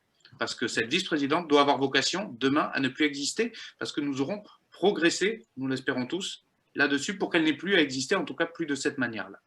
Et que, justement, les commissions à la famille soient directement des commissions aux familles, avec l'ensemble de leurs différences. Également, je me permets avec vous de dénoncer un certain nombre de baisses de subventions qui sont importantes parce qu'elles ont empêché vraiment des associations importantes en Ile-de-France de travailler. Je pense notamment à ACT UP, qui n'est pas particulièrement sympathisant politique de ce que nous faisons, mais peu importe, c'est une association importante qui permet vraiment de se battre sur ces sujets-là. Et 1/10 de la subvention a été sucrée par l'exécutif actuel. Et je crois qu'il faut le dire parce que ça a des conséquences qui sont assez lourdes dans l'accompagnement. Et puis, évidemment, il n'y a jamais, mais ça va avec le principe que j'ai dit tout à l'heure, jamais de mention de famille homoparentale. Et pour moi, c'est extrêmement important parce que ce que nous voulons faire avec ma liste en Ile-de-France, c'est redonner envie d'Ile-de-France, c'est le nom de notre liste, c'est notre slogan. Et on ne peut pas donner envie d'Ile-de-France si on ne parle pas à toutes les familles, si on ne parle pas à tous les franciliens. C'est le b.a-ba et c'est le principe. Et refuser de parler de famille homoparentale, pour moi, c'est refuser de s'adresser à tous les franciliens et c'est donc s'empêcher d'avoir un discours commun. Donc le dépassement du sujet, c'est important. Je mets une attention aussi sur la période que nous vivons dans toutes les régions de France, mais l'Île-de-France est particulièrement touchée. C'est le sujet de la crise, qu'elle soit sanitaire, économique et sociale. Attention à ne pas se laisser embarquer dans la crise dans cette campagne en disant que ça peut éclipser un certain nombre de batailles que nous devons mener. C'est extrêmement important. Les sujets dits sociétaux, comme on dit un petit peu de façon générique, doivent rester en premier plan parmi les débats que nous devons avoir. Et je me méfie toujours des crises, non pas parce qu'il ne faut pas les traiter, mais parce qu'elles occultent un certain nombre de sujets qui passent souvent en deuxième ou en troisième division. Et il faut faire extrêmement attention parce que ça peut être la double peine, c'est-à-dire que parfois on ne le voit pas et non seulement on n'en fait plus une priorité, mais en plus certains en profitent, certains plutôt franchement réactionnaires en profitent pour assécher un certain nombre de budgets de lutte contre la discrimination, et c'est très bien que ce soir on puisse en parler pour bien garder la priorité en haut de la pile. Moi, je suis d'accord avec beaucoup de vos propositions. Il y en a une qui me plaît beaucoup, si vous me le permettez, c'est que, et puis tout ce qu'ont dit mes collègues, honnêtement, je le partage sans aucune difficulté, donc je vais pas répéter ce qu'ils ont dit, mais il y en a une qui me parle vraiment, elle est très pratique, mais elle est très importante. Vous avez un bloc de propositions qui s'appelle « Améliorer la vie quotidienne ». Pour moi, améliorer la vie quotidienne, si on veut redonner envie de vivre dans sa région, c'est essentiel. Parce que la vie quotidienne, c'est là où on se sent bien, c'est là où on se sent bien dans sa tête, c'est là où on peut justement mieux vivre ensemble. Et toutes les démarches de simplification, toutes les démarches où on ne se sent pas exclu administrativement, toutes les démarches où on sent que la puissance publique vous accompagne, vous aide et surtout vous inclut, sont absolument prioritaires. C'est pas gadget, la simplification, la modification du rapport entre la collectivité et les populations, c'est pas gadget, c'est pas le truc en plus à faire en fin de mandat, c'est prioritaire. C'est prioritaire parce que c'est le respect à l'humain et c'est le respect aux humains avec leurs différences, avec leurs particularités et avec leurs relations entre eux. Et si l'État, les collectivités n'ont pas ça dans le viseur en priorité quand il accède au pouvoir, alors je pense qu'on loupe vraiment cette bataille-là. Et comme l'a très bien dit Bruno, avoir de la gouvernance au moins temporaire sur ces sujets-là, c'est extrêmement important. De la même manière qu'Elisabeth l'incarne très bien au gouvernement, il faut absolument que tous les exécutifs locaux sachent l'incarner de la même manière. Et surtout, et ça je sais qu'on partage tous cette conviction, qu'on bosse en partenariat et qu'on arrête de faire de l'État et des collectivités des concurrents. Cette concurrence est indécente et très mauvaise pour la population. Il faut absolument que l'État travaille mieux avec les collectivités, que ce soit les régions, les départements, le bloc communal, que sais-je, la métropole du Grand Paris, faites ce que vous voulez, mais il faut absolument travailler main dans la main et mettre de côté un certain nombre de querelles politiciennes. À la rigueur, on peut les accorder pendant les campagnes, mais certainement pas pendant le reste de l'exécution du mandat. Dernier petit point, pour ne pas être trop long, sur des propositions précises. Je crois que c'est Thierry qui a parlé tout à l'heure d'accompagnement psychologique. Je voudrais mettre un petit point vraiment d'exclamation là-dessus. C'est essentiel, c'est important. Il faut assurer beaucoup plus d'accompagnement psychologique, et notamment dans les outils de prévention, et notamment chez les plus jeunes, et notamment des lycées. Voilà, ça c'est vraiment extrêmement important, cet accompagnement-là. Renforcer aussi, c'est un sujet peut-être un peu plus particulier à ma région, mais il y a des enjeux de sécurité qui sont réels, et notamment dans les transports. On le voit malheureusement dans les statistiques. Et je crois qu'à un moment, il va falloir regarder ce sujet-là avec lucidité et renforcer aussi la sécurité dans les transports pour un certain nombre de personnes LGBT+. C'est aussi malheureusement une réalité dans certains endroits de ma région. Et puis, remettre le financement des associations, pas pour dire... Je remets des curseurs, ça c'est trop facile en campagne, mais pour redire qu'il n'y a aucune raison de faire ces choix qui n'ont aucune cohérence, sinon de la pure cohérence politique, et donc remettre les moyens financiers qui étaient ceux d'Act Up par exemple, parce que c'est celui que j'ai cité tout à l'heure, et puis peut-être utiliser des outils financiers un peu plus innovants. Moi j'ai proposé la création d'un fonds populaire où les épargnants qui ont accumulé de l'épargne pendant la crise pouvaient participer aussi à l'effort des politiques publiques d'Île-de-France. Je l'ai surtout utilisé pour relancer l'économie. Ça peut aussi être vrai pour aider les associations dans leur diversité, dans leur pluralité. Et toutes les associations de lutte contre la discrimination doivent évidemment être embarquées dans la doctrine d'emploi de ce fonds populaire que je propose. Donc, essayons aussi de profiter de cette campagne pour avoir de l'innovation dans les idées et de proposer des outils différents. Mais pour boucler ma boucle, et je conclurai là-dessus, tous les outils sont intéressants, mais des promesses, vous en aurez de tous les candidats. Madame Pécresse proposera de poursuivre la lutte contre l'homophobie, et sur le papier, tant mieux, on ne va pas lui reprocher ça. Mais là-dessus, il y a les croyants et les pratiquants, hein, et c'est très clairement, on ne peut pas faire du en même temps sur ces sujets-là, et quand il n'y a pas de place pour les discriminations, alors à ce moment-là, on doit être cohérent et ne pas mettre des porteurs de discrimination et d'empêcheurs d'égalité des droits dans sa gouvernance. C'est pour moi une ligne rouge très claire. Je l'ai dit dans la première interview du Parisien que j'ai faite dans ma déclaration de candidature, on ne gouverne pas avec la manif pour tous si on veut l'égalité des droits. C'est un concept politique à assumer, clair et fort. Il ne peut pas y avoir d'ambiguïté à ce sujet. Merci Laurent. Ma coprésidente est revenue, donc je lui donne la parole. Merci Laurent Saint-Martin. Et j'en profite pour dire que vous avez cité ACT UP et il y avait certaines personnes de cette association qui s'étaient inscrites à notre webinaire ce soir. Je ne sais pas si elles sont là, mais comme quoi les sujets des régionales et départementales intéressent tout le monde, peu importe l'association.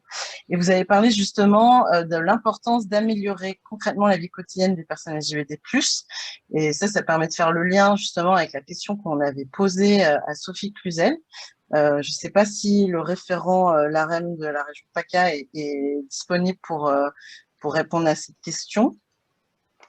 Je vais la lire et selon s'il est disponible ou pas, je dirai aussi la réponse de Sophie Cluzel. Donc, on lui a posé la question de le président sortant de la région qui est Brigue a longtemps eu lui aussi des positions plus qu'ambiguës en matière de droits LGBT+. Récemment, il a même témoigné de son soutien envers les LGBT+, en se faisant représenter par une conseillère régionale à la Pride Marseille et à la Pride Week militante en août 2020. Donc, c'était il y a vraiment pas très longtemps. La région continue par ailleurs de soutenir certains centres LGBT+. Donc, si Sophie Cluzel est élue, qu'est-ce qu'elle ferait de plus pour la région PACA pour améliorer concrètement la vie quotidienne des personnes LGBT+. Bonjour à tous, je crois que je viens d'être connecté avec vous. Il est connecté. Bonjour Bertrand. Bonjour à tous, bonjour Madame la Ministre, bonjour Emmanuel, bonjour Hervé. Désolé, j'excuse à nouveau Sophie Cluzel qui n'a pu se joindre à vous et je vais donc vous faire part de sa réponse à votre question. Merci beaucoup d'abord pour ce bel événement sur un sujet majeur. Je pense qu'il est vraiment important que l'ensemble des candidats de la majorité présidentielle puissent porter fièrement des ambitions fortes en matière de droits LGBT. Donc, vous l'avez rappelé, effectivement, Nora Preciosi était présente à la 27e édition en août dernier de la Pride Week à Marseille. Elle n'était d'ailleurs pas la seule, puisqu'il y a eu un véritable front commun de la part des élus. Michel Rubirola, Didier Jo du Printemps Marseillais, Samia Ghali, ex-PS, de notre côté, notre député Cathy Rocon-Bouzon, tous étaient présents. Donc, cette idée de porter une seule et même voix lors des événements LGBT, d'afficher une union républicaine, nous croyons qu'on doit s'en réjouir et s'en féliciter, surtout dans une région, vous le savez, où le risque RN est majeur. C'est probablement la région de France où le risque RN est majeur. Et que nos élus, qu'ils viennent de la gauche et la droite, s'en emparent, c'est une bonne chose. Ces participations doivent être accompagnées de relais dans les médias. Il faut promouvoir cette visibilité LGBT. Cela participe de la lutte contre les préjugés. Maintenant, vous le savez, ces présences d'élus, bien que porteuses d'un message politique fort, ne suffisent évidemment pas. Nous devons les traduire concrètement dans la vie des personnes.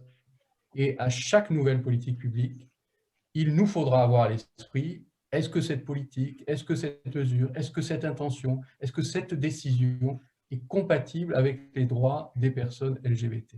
Et c'est en décloisonnant, en agissant de manière transversale, à 360 degrés, que nous serons les plus efficaces. C'est évidemment aider financièrement les centres et le secteur associatif. Je pense notamment au centre LGBT Côte d'Azur situé à Nice, qui fédère les associations LGBT locales et relaie leurs actions, et aux autres, évidemment, celles d'Avignon, de Marseille. C'est aussi être actif dans la lutte contre les discriminations. Il est intolérable de voir encore aujourd'hui des thérapies dites de conversion.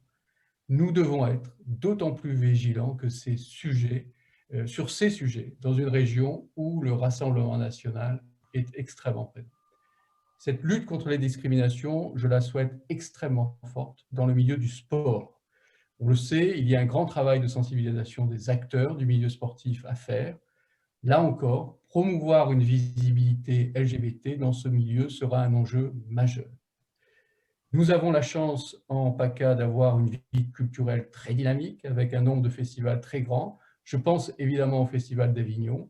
Il faut s'en servir. Il Je souhaite que la communauté LGBT y prenne toute sa part. Il faut faciliter le quotidien des personnes LGBT. C'est évidemment intervenir dès le plus jeune âge, à l'école, dans les collèges, plus particulièrement, lorsque les identités se font, et puis bien sûr au lycée. C'est être intransigeant avec le harcèlement scolaire, et là encore, dialoguer, échanger, sensibiliser. On pourrait évoquer encore longtemps les actions que nous souhaitons mettre en place dans chaque aspect de la vie des personnes, mais nous croyons que le message qu'il nous faut porter est toujours le même, celui d'une société pleinement inclusive, qui nous tient particulièrement à cœur, une société qui célèbre la diversité, qui ne demande pas aux gens de s'adapter, mais qui est d'ores et déjà accueillante. Merci de votre écoute et encore désolé pour l'absence de Sophie. Merci Bertrand. Merci Bertrand d'avoir en tout cas représenté Sophie Cluzel. On a une autre personne qui a dû partir plus tôt, donc c'est Thierry Burlot suite à un autre engagement. Mais du coup, il sera représenté par Pierre Calesquin qui est député européen. Et donc, je vais poser la question qui était initialement pour Thierry. Donc, depuis plus de 15 ans, la région Bretagne poursuit une politique pour passer de l'égalité du droit à l'égalité de fait dans le cadre de l'ensemble de ses interventions, en interne comme au sein des politiques publiques qu'elle met en œuvre. Dans ce cadre, la région apporte son soutien depuis 2011 aux manifestations régionales annuelles organisées par des associations LGBT du territoire comme la Marche des Fiertés ou les Folies Gourinoises, pour les personnes qui connaîtraient.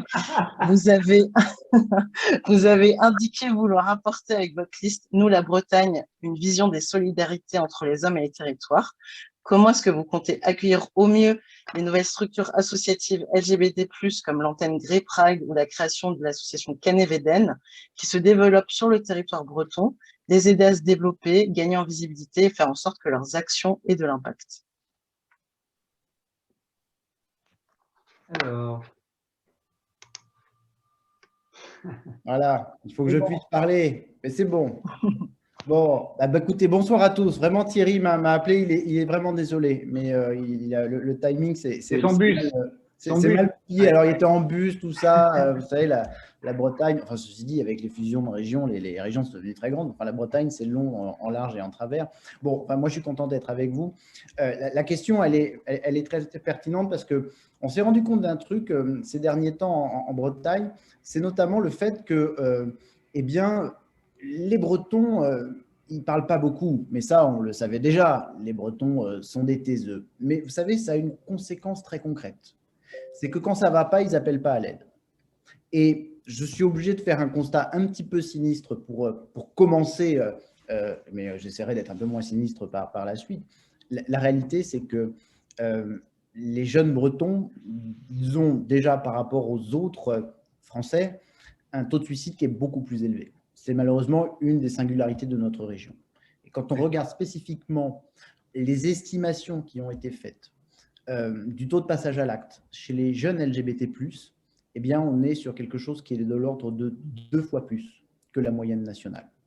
Mais le problème, c'est que, comme les Bretons, ils ne parlent pas beaucoup, bien, les réseaux, les grandes associations que l'on connaît au niveau national ont finalement été peu interpellés et peu ont ouvert des antennes au niveau régional. C'est pour ça que c'était très intéressant de dire comment est-ce qu'on va les accueillir, parce que je crois que c'est extrêmement important. Extrêmement important. Quand l'association Phoenix a lancé ses actions du côté de Quimper, elle était très surprise, très surprise. Au fond, elle se disait, on n'a jamais vraiment eu d'appel. Et dès le début, dès qu'elle a annoncé ses actions, eh bien, il y a eu une vraie volonté.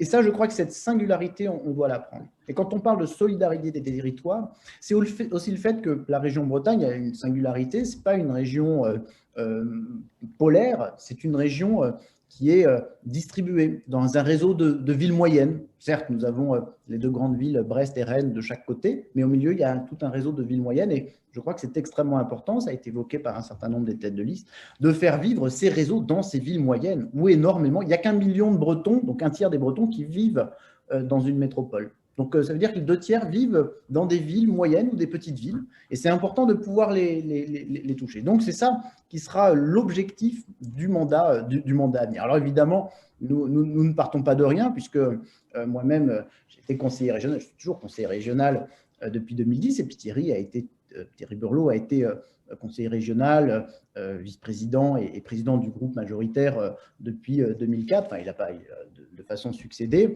Et effectivement, très rapidement, on a mis en place, enfin, ils ont mis, parce que je n'étais pas élu dès le début, mais une politique égalité. Je ne vais pas rentrer dans les détails, mais tout ce dont on a parlé sur la structuration des réseaux, sur le fait d'entraîner les autres collectivités, mais surtout, moi, je voudrais prendre un exemple, c'est le travail qu'on a fait auprès des jeunes.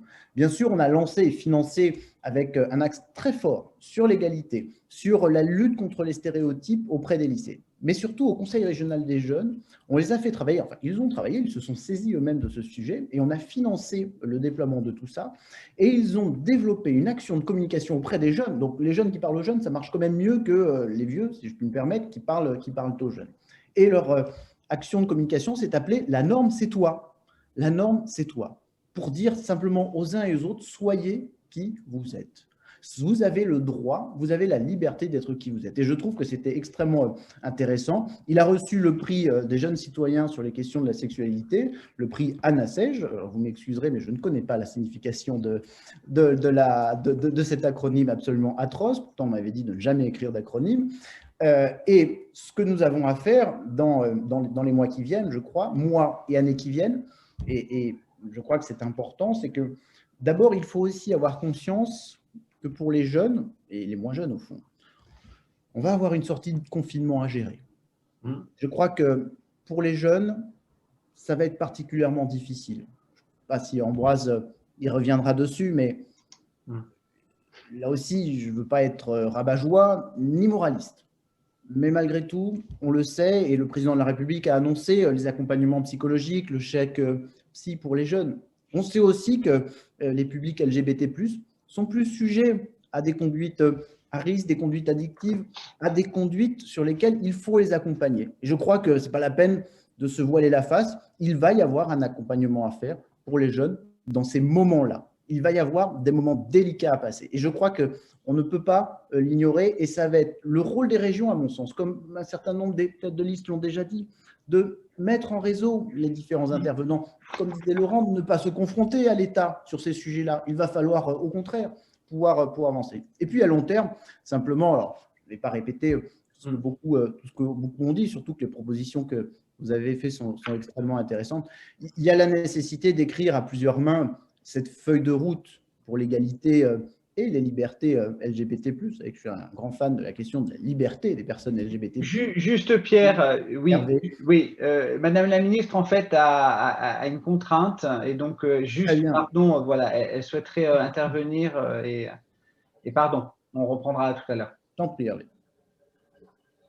C'est bon? Oui, micro, je sais, j'ai tendance à ne pas les réactiver.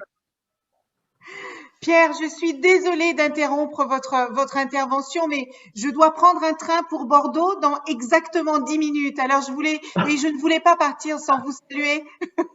Je ne voulais pas partir sans vous saluer et vraiment remercier tous les acteurs et toutes les actrices qui travaillent sur ces sujets. J'ai écouté attentivement toutes les prises de parole et je me rends compte que finalement, le travail que nous avons commencé à poser certains piliers et tous les engagements que j'entends des différents candidats continuent là-dessus et on a beaucoup parlé d'éducation.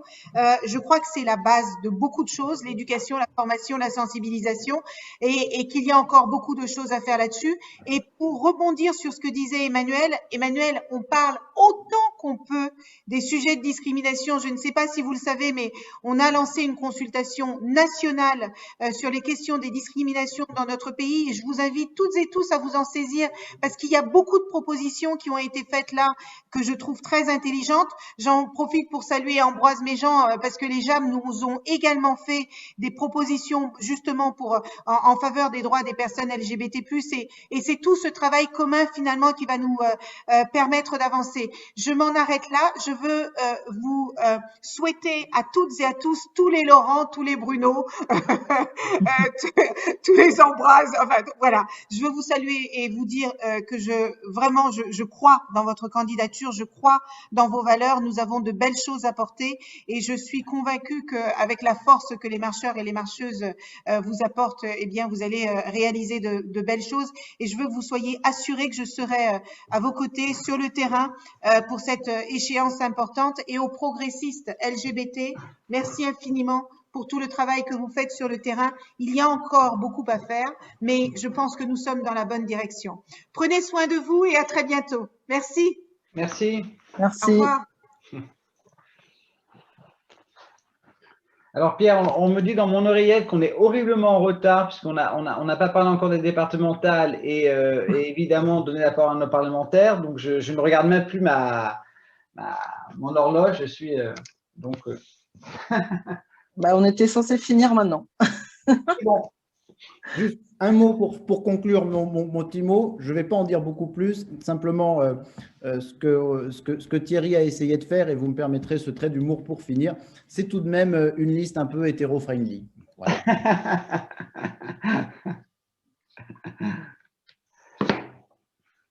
Emmanuel? Oui, alors nous clôturons le volet sur les régionales avec une dernière question qui s'adresse à Laurent Bonnater. Donc, c'est la question la plus courte. Donc, après, c'est pas la réponse, ouais. Oui, alors la région Normandie va-t-elle poursuivre son engagement aux côtés de l'État et du département en matière de plan territorial de lutte contre les discriminations, sachant que le dernier qui a été signé était pour la période 2015-2020, et si oui, dans quelles mesures et pour quelles actions? Alors, oui. Normalement, c'est bon. C'est bon. Est-ce qu'on m'entend? C'est bon. Bonsoir à toutes et à tous. Ravi d'être parmi vous. À question courte, réponse relativement courte aussi pour ma part. J'enchaîne moi-même une visio dans 10 minutes. Je n'ai pas eu le temps d'aller manger entre deux. Enfin, je vous passe les détails. Ravi d'être là. Ravi d'avoir écouté toutes les réflexions communes. On voit bien dans les interventions, il y a beaucoup de choses qui se recoupent. Donc, je ne vais pas ramasser dans un grand paquet tout ce qu'on dit. Mes collègues tête de liste, j'en partage une grande partie. On voit bien que le point de départ est très différent en fonction de la tonalité, parce que l'appartenance partisane, c'est quelque chose qui devient compliqué dans notre monde divers, mais en tout cas, en fonction des tonalités des présidents de région, on voit bien que le point de départ n'est pas le même. Alors, en Normandie, sur les ex-Basses et Haute-Normandie, des choses avaient été portées par les anciennes majorités. Vous avez raison de souligner qu'il y avait encore des choses qui étaient contractualisées et c'est heureux. Pour l'instant, dans la région Normandie, c'est un peu le grand absent du débat régional, hein, et à la fois de ce débat qui s'ouvre, mais aussi de la période qui se ferme. La majorité régionale actuelle n'a pas ni d'action volontariste, ni de discours volontariste, et donc pas d'empathie particulière et pas de prise en charge particulière sur les questions LGBT+, et je le regrette fortement. Évidemment, dans ce qui a été dit, beaucoup de choses seront reprises dans nos propositions. Évidemment, de porter à l'exécutif une délégation forte sur les questions assez largement de l'égalité, mais pas uniquement de l'égalité homme-femme, mais sur lequel il y a aussi beaucoup à progresser en Normandie, en l'occurrence, seront dans nos priorités. Je partage assez ce qu'ont dit les confrères Laurent et Bruno sur le fait que ça devrait dépasser les clivages partisans. Ça le dépasse de temps en temps, ça ne le dépasse pas tout le temps.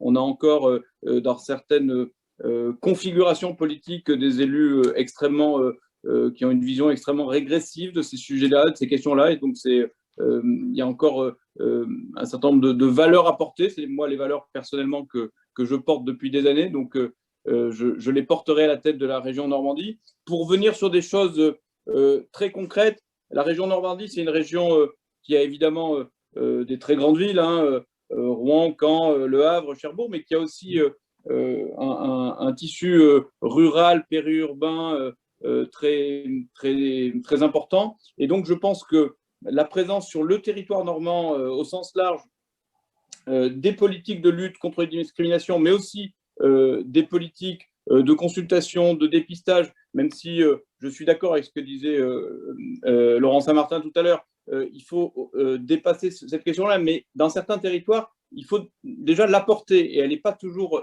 à proximité. on le sait bien, sur la question de l'acception de ce qu'on est et de la constitution du jeune homme ou de la jeune femme ou du jeune être humain en construction, le fait d'en parler au plus près des territoires, le fait de venir en proximité, c'est très important. Les régions, et je ne serai pas beaucoup plus long parce que je comprends bien que tout le monde veut que cette table ronde continue.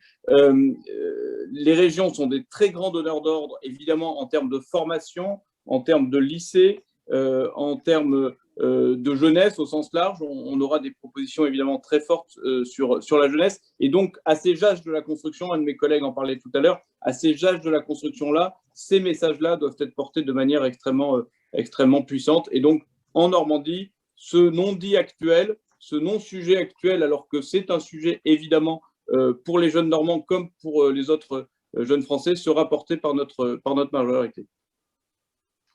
Merci Laurent, merci en tout cas, merci. Je prends la suite, Emmanuel. Oui, tu peux présenter nos propositions. Sur les deux derniers points, mais je vais être assez rapide. Donc, comme on l'a fait sur nos 20 propositions pour les régions, nous avons évidemment pensé au départemental. Alors, la démarche est plus compliquée puisque nous n'avons pas, vous le savez, de tête de liste, hein, tout est paritaire. Et donc, on travaille plutôt et ce qu'on va faire avec La République En Marche et pour l'ensemble des mouvements de la majorité présidentielle, proposer des visios pour pouvoir accompagner en fait lors des organisations un peu territoriales, des réunions en visio, et on y reviendra tout à l'heure. Donc sur nos 25 propositions, c'est toujours le même schéma, hein, et en fait ce schéma-là, comme l'a dit Emmanuel, en fait on ne l'a pas inventé, on a pris France LGBT, porté par la ministre Elisabeth Moreno, et on l'a décliné dans les territoires. Qu'est-ce qu'on peut faire et comment on peut décliner au niveau régional, au niveau départemental? Alors évidemment, que tout n'est pas transposable au niveau de ces strates de collectivité, mais voilà, on a trouvé des éléments intéressants et on en a rajouté avec un groupe de travail qu'on a monté. Donc, comme pour les régions, il y a toujours 5 axes, hein, vous les voyez, sur le plan, le reconnaître les droits, l'accès, la lutte contre la discrimination et améliorer la vie quotidienne.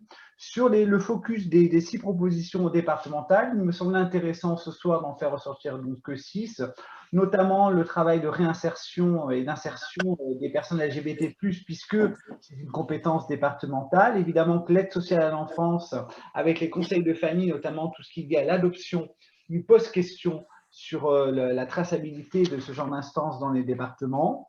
Sur les professionnels évidemment de l'enfance et des crèches PMI, il y a une action à faire. Ce qui nous paraissait également important de faire ressortir, et on le voit dans pas mal de régions, c'est un peu ce qu'a dit Laurent, il y a souvent les métropoles et les territoires ruraux. Dans les territoires ruraux, en fait, ces sujets-là ne sont même pas abordés, donc on n'est même pas à lutter, il faut déjà l'aborder, faire de la pédagogie. Et après, les 2 dernières sont liées à la discrimination au milieu du sport, qui me paraît assez intéressant. Et après, on le voit, certains départements, alors plutôt peut-être des villes, d'ailleurs des collectivités. Moi, je suis originaire de la ville de Nice, et c'est vrai que dans cette ville-là, il y a un tourisme, on va dire, gay-friendly qui est très développé, dû à la proximité d'Italie. Peut-être qu'au niveau des départements, puisque c'est une compétence, en tout cas une des compétences départementales, il y aurait quelque chose à faire. Voilà, donc je vais rapidement poser la question aux 2 prochains intervenants, et je vais commencer par ma référente préférée des Hauts-de-Seine, puisque je suis courbevoisien, Bailly Audrey Hachidi. Et donc, Bailly, je me permets de tutoyer parce que nous nous connaissons, hein. Tu es élue d'opposition, et bravo, dans les Hauts-de-Seine, et référente départementale, comme je dis, de La République En Marche dans les Hauts-de-Seine. Tu es également animatrice de la coalition Égalité. Et pour toi, quels sont les enjeux justement de ces prochaines élections départementales en matière de lutte contre les discriminations, puisque la campagne Engagée 92 est lancée? Comment vois-tu les choses? Bonsoir à toutes et à tous. Merci beaucoup Emmanuel et Hervé pour votre invitation. Effectivement, c'est un enjeu pour moi, mais primordial. Clairement, ces élections sont aussi le moment de rappeler l'ensemble de nos valeurs progressistes, hein, parce que si on s'est engagé, c'est vraiment pour promouvoir un monde plus juste, plus inclusif, plus durable. Et c'est essentiel sur ces temps d'élection de marteler nos valeurs et le fait qu'elles sont intraitables et qu'on ne fera aucune compromission dessus. Donc les enjeux, pour moi, c'est de deux ordres. Dans un premier temps, par rapport à nos candidats, dans les axes programmatiques, dans la proposition qu'on va faire dans les programmes, c'est montrer que la lutte contre les discriminations est un ensemble qui doit s'adapter à toutes les compétences du département. C'est-à-dire qu'il faut regarder cela à tous les niveaux et ne pas se dire, bon, une déclaration d'intention générale, mais regardez dans les compétences sociales, dans l'aide à l'enfance. On a beaucoup parlé de la jeunesse et je fais confiance à Ambroise aussi pour continuer sur ce sujet. Mais c'est vrai que voilà, c'est dès le plus jeune âge que tout se passe, hein, que les biens inconscients se créent, que la peur aussi de s'assumer peut avoir des conséquences dramatiques. On doit agir au niveau aussi de l'emploi, du travail, sur ces discriminations. Donc moi, je te l'ai déjà dit Hervé, hein, moi je travaille avec nos candidats au départemental et bien évidemment, ces propositions leur seront présentées, mais en plus, pour moi, c'est essentiel que ce soit intégré dans leur programme. Et je pense qu'il y a aussi une autre action sur laquelle on peut avoir de l'impact. C'est en tant que mouvement, on doit bien évidemment être irréprochable et aussi promouvoir, lutter contre la discrimination, c'est aussi promouvoir la diversité et faire vraiment en sorte que qu'on ait une représentation, que le monde politique ressemble à la société. Parce que si on n'est pas capable aujourd'hui de proposer une vision moderne avec des candidats, des personnes en charge, des personnes aux responsabilités qui nous ressemblent à toutes et à tous, ça sera toujours difficile pour les plus jeunes de se projeter. Donc je pense que c'est essentiel aussi en tant que mouvement, dans l'accompagnement de nos talents, dans le fait de n'avoir aussi aucune tolérance sur des propos discriminatoires qui pourraient être tenus. Moi, si je suis avec ma casquette de référente, c'est quelque chose, je fais très attention parce que dès qu'on fléchit, après les gens se disent bon, c'est qu'une blague, on peut continuer. Non, il faut montrer que les propos homophobes ne doivent pas avoir lieu. Donc c'est aussi l'exemplarité qu'on doit avoir et dans la façon dont on présente ce nouveau monde politique. Et je finirai que pour moi, en tant qu'élue, en tant que femme et surtout en tant que maman, c'est essentiel d'agir contre les discriminations, de travailler avec les associations, de passer aussi les messages dans les écoles pour qu'on puisse avoir un monde où tout le monde se sente à l'aise. Bailly est coupé. Oui. Bailly est coupé, donc pour un monde qui se sente à l'aise. Donc Bailly, je suis à ta disposition, en tout cas au niveau du COPOD. Notre question pour le départemental et pour Ambroise, notre délégué général.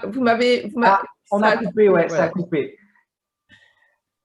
Donc, merci. Merci Bailly. Je te disais qu'évidemment, en tant qu'Alto Sécané, je suis à ta disposition pour accompagner les candidates et les candidats. Donc, la prochaine question, encore merci, est pour Ambroise, notre délégué général des Jeunes avec Macron. Alors, on s'est dit, qu'est-ce qu'on allait pouvoir poser comme question aux Jeunes avec Macron, parce que vous êtes partout, en fait, dans chaque ville, dans chaque recoin, on voit des jeunes avec Macron.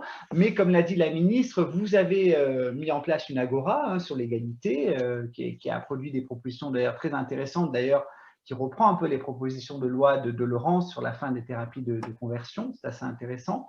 Et plusieurs propositions, évidemment, sont sur les discriminations liées au LGBT+, notamment une proposition qui nous paraissait intéressante de former les professeurs de collège et de laisser sur l'inclusion des personnes LGBT+, et globalement sur les discriminations qu'elles peuvent subir.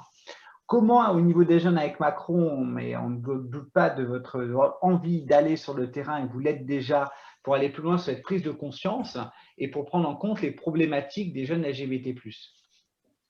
Alors, merci beaucoup Hervé, merci aussi Emmanuel, merci à tous.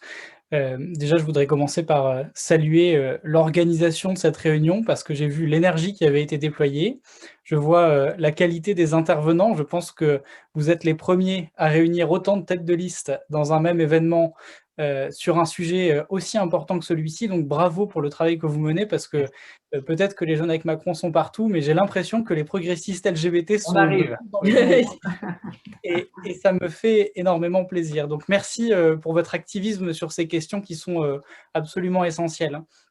Ensuite, je pense que ça a été dit par beaucoup d'intervenants, mais je le réaffirme ici, évidemment que la question des discriminations et de la lutte contre les discriminations qui sont faites aux LGBT, c'est quelque chose qui est essentiel pour la jeunesse, parce que c'est quand on arrive à arrêter ces discriminations dans une génération et qu'on y met un frein définitif, ça veut dire que ça s'applique pour toutes les générations à venir. Et donc, le travail qu'on mène au niveau éducatif, dans les collèges, dans les lycées, c'est quelque chose qui est absolument essentiel pour préparer l'avenir. Et si aujourd'hui, on a des générations qui sont sensibilisées à ces questions, grâce aux avancées sociétales, grâce au mariage pour tous, grâce bientôt à la PMA, eh bien, ce sont des générations qui demain seront des générations tolérantes.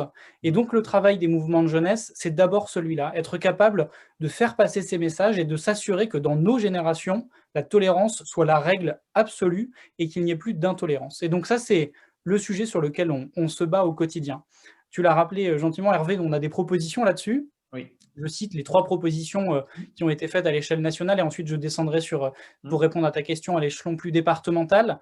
La première, c'était évidemment l'interdiction des thérapies de conversion et un soutien particulier au travail que font Laurence et Raphaël, et que je salue parce que je sais leur détermination dans cette majorité, pas toujours évidente face à certains conservatismes qu'on a parfois dénoncés, y compris au sein de la majorité. Je sais que le travail que vous faites est essentiel et donc vous pouvez compter sur tout notre soutien là-dessus.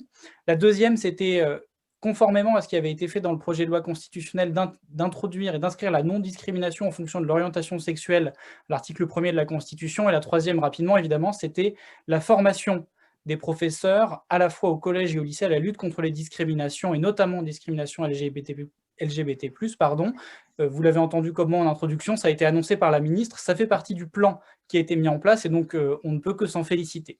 Ensuite, pour revenir aux questions départementales, là, on a plusieurs rôles à jouer avec les JAM, à la fois en tant que structure et mouvement de jeunesse, et pour ça, on a mis en place un référent, en tout cas un responsable égalité dans chacune des régions, qui est une personne qui a la capacité à la fois de juger en interne et en externe. J'entends par là qu'avant de donner des leçons à tout le monde, nos mouvements se doivent d'être exemplaires. C'est-à-dire que dès lors qu'on veut parler d'égalité femmes-hommes comme de lutte contre les discriminations en tout genre, on doit absolument, sur tous ces sujets, être exemplaires. Et donc, on a des responsables dans chaque région qui veillent à ce qu'on respecte bien nos propres principes à l'intérieur des mouvements. On a aussi un lien très fort avec vous, puisque à la fois Rémi, qui est dans cette vidéoconférence, assure le lien entre nos deux mouvements. Je vois Valentin, qui est dans le Rhône, qui est également un jeune avec Macron et qui est présent à cette conférence avec nous. Donc, je sais qu'il y a aussi des liens permanents qui se font pour que ces sujets soient au cœur de la façon dont on travaille. Et puis, ensuite, il y a des questions plus de fond, et ça répond aussi à la question qui était la tienne sur les actions qu'on peut mener. Sur les élections départementales, on aura plusieurs, je pense, dizaines de candidats à JAM au départemental, au régional aussi évidemment, et ils auront tous à cœur de porter ces sujets. Il y a notamment une question qui nous tient à cœur à l'échelle du collège, c'est la question du harcèlement scolaire, parce que souvent le harcèlement scolaire, il vise spécifiquement des publics LGBT, ou en tout cas sur des suspicions, et c'est à ce moment-là que c'est absolument désastreux, à la fois pour la psychologie des enfants qui sont confrontés à ces discriminations, à cette haine parfois.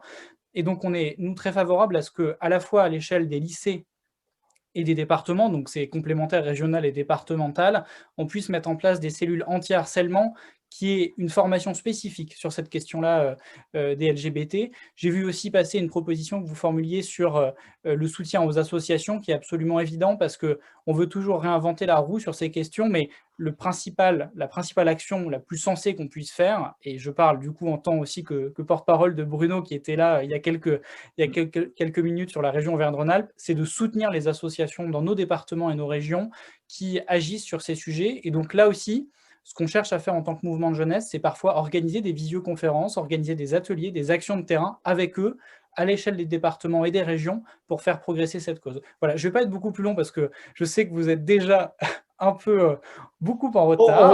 On regarde plus l'horloge. On regarde plus l'heure.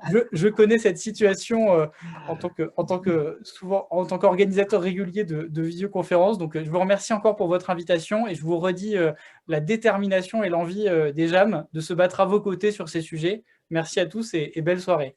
Merci Ambroise. Merci. Donc on enchaîne avec nos parlementaires, donc avec Laurence Van Sandbroek, comme tu l'as dit Ambroise, qui a déposé d'ailleurs un projet de loi, comme tout le monde sait, sur la fin de la thérapie de conversion. Donc votre circonscription est en région Aura. On a parlé de ce magnifique président sortant entre guillemets, présidé par M. Wauquiez. Y a-t-il justement dans nos propositions une action qui vous a particulièrement interpellé et qui vous tient peut-être plus particulièrement à cœur? Alors, dans un premier temps, donc, je voudrais déjà vous remercier Emmanuel et Hervé donc, pour l'organisation de ce webinaire très, très important, hein, la période qui s'avance à nous, c'est-à-dire les élections départementales et régionales. Et alors, donc, jusqu'alors, effectivement, la région, la mienne, aura, donc Auvergne-Rhône-Alpes, étant dirigée par Laurent Wauquiez. Je n'attendais rien de ce monsieur, évidemment, vous vous doutez bien. Mais par contre, effectivement, j'attends beaucoup du prochaine présidente de notre région. En l'occurrence, j'espère que ce sera donc Bruno, notre ami Bruno. Et dans les propositions en fait que vous avez listées sur l'invitation, moi, comme je suis donc commissaire aux affaires sociales à l'Assemblée nationale, je suis donc de très près les sujets en lien avec la jeunesse, l'emploi, la santé. Donc, ce sont vraiment des thèmes qui me parlent beaucoup. Et dans les propositions que vous faites donc, au niveau des régionales, moi, j'en ai retenu deux. Alors, je vais faire un peu vite, en fait. C'est notamment la nomination d'un référent qui sera en charge de l'élaboration et de la mise en œuvre du plan France LGBT+, qui est sorti donc en octobre l'année dernière au plan national. Mais je pense que de le répercuter au plan régional serait vraiment un impact plus lisible. Ensuite, mon deuxième choix, c'était porté aussi sur la visibilité grâce à la promotion qu'on peut faire dans la culture, en fait, de soutenir les festivals LGBT+. Aussi bien ou même prôner des spectacles dans le cinéma, le théâtre, la photographie, enfin tout ce que vous aviez énoncé dans votre liste, parce que c'est quelque chose, c'est finalement encore un domaine, la culture, où finalement le fait d'être LGBT+ est peut-être le moins gênant. Finalement, on s'est rendu compte au fil des années que les artistes, que justement finalement la sexualité ou la façon de se comporter des artistes finalement n'a aucune incidence sur la qualité de leur travail, qu'il est reconnu malgré tout, et que justement, je pense que c'est à travers cette promotion de la culture LGBT+ au niveau régional qui pourrait vraiment avoir un impact et puis aussi permettre une visibilité donc plus grande auprès de nos plus jeunes et qui seraient donc finalement convaincus par eux-mêmes et pas forcément par leur éducation que l'on peut effectivement être différent et pour autant voilà, avoir autant de valeur, quelle que soit la différence, qu'elle soit en lien avec l'orientation sexuelle, la couleur de peau, la religion, enfin, et toutes les discriminations malheureusement que subissent nos concitoyens. Pour ce qui est des départementales, je vais enchaîner parce que du coup c'est pour aller un peu plus vite en fait, et aussi parce que moi aussi je suis attendue, donc je voulais malgré tout rester jusqu'à la fin.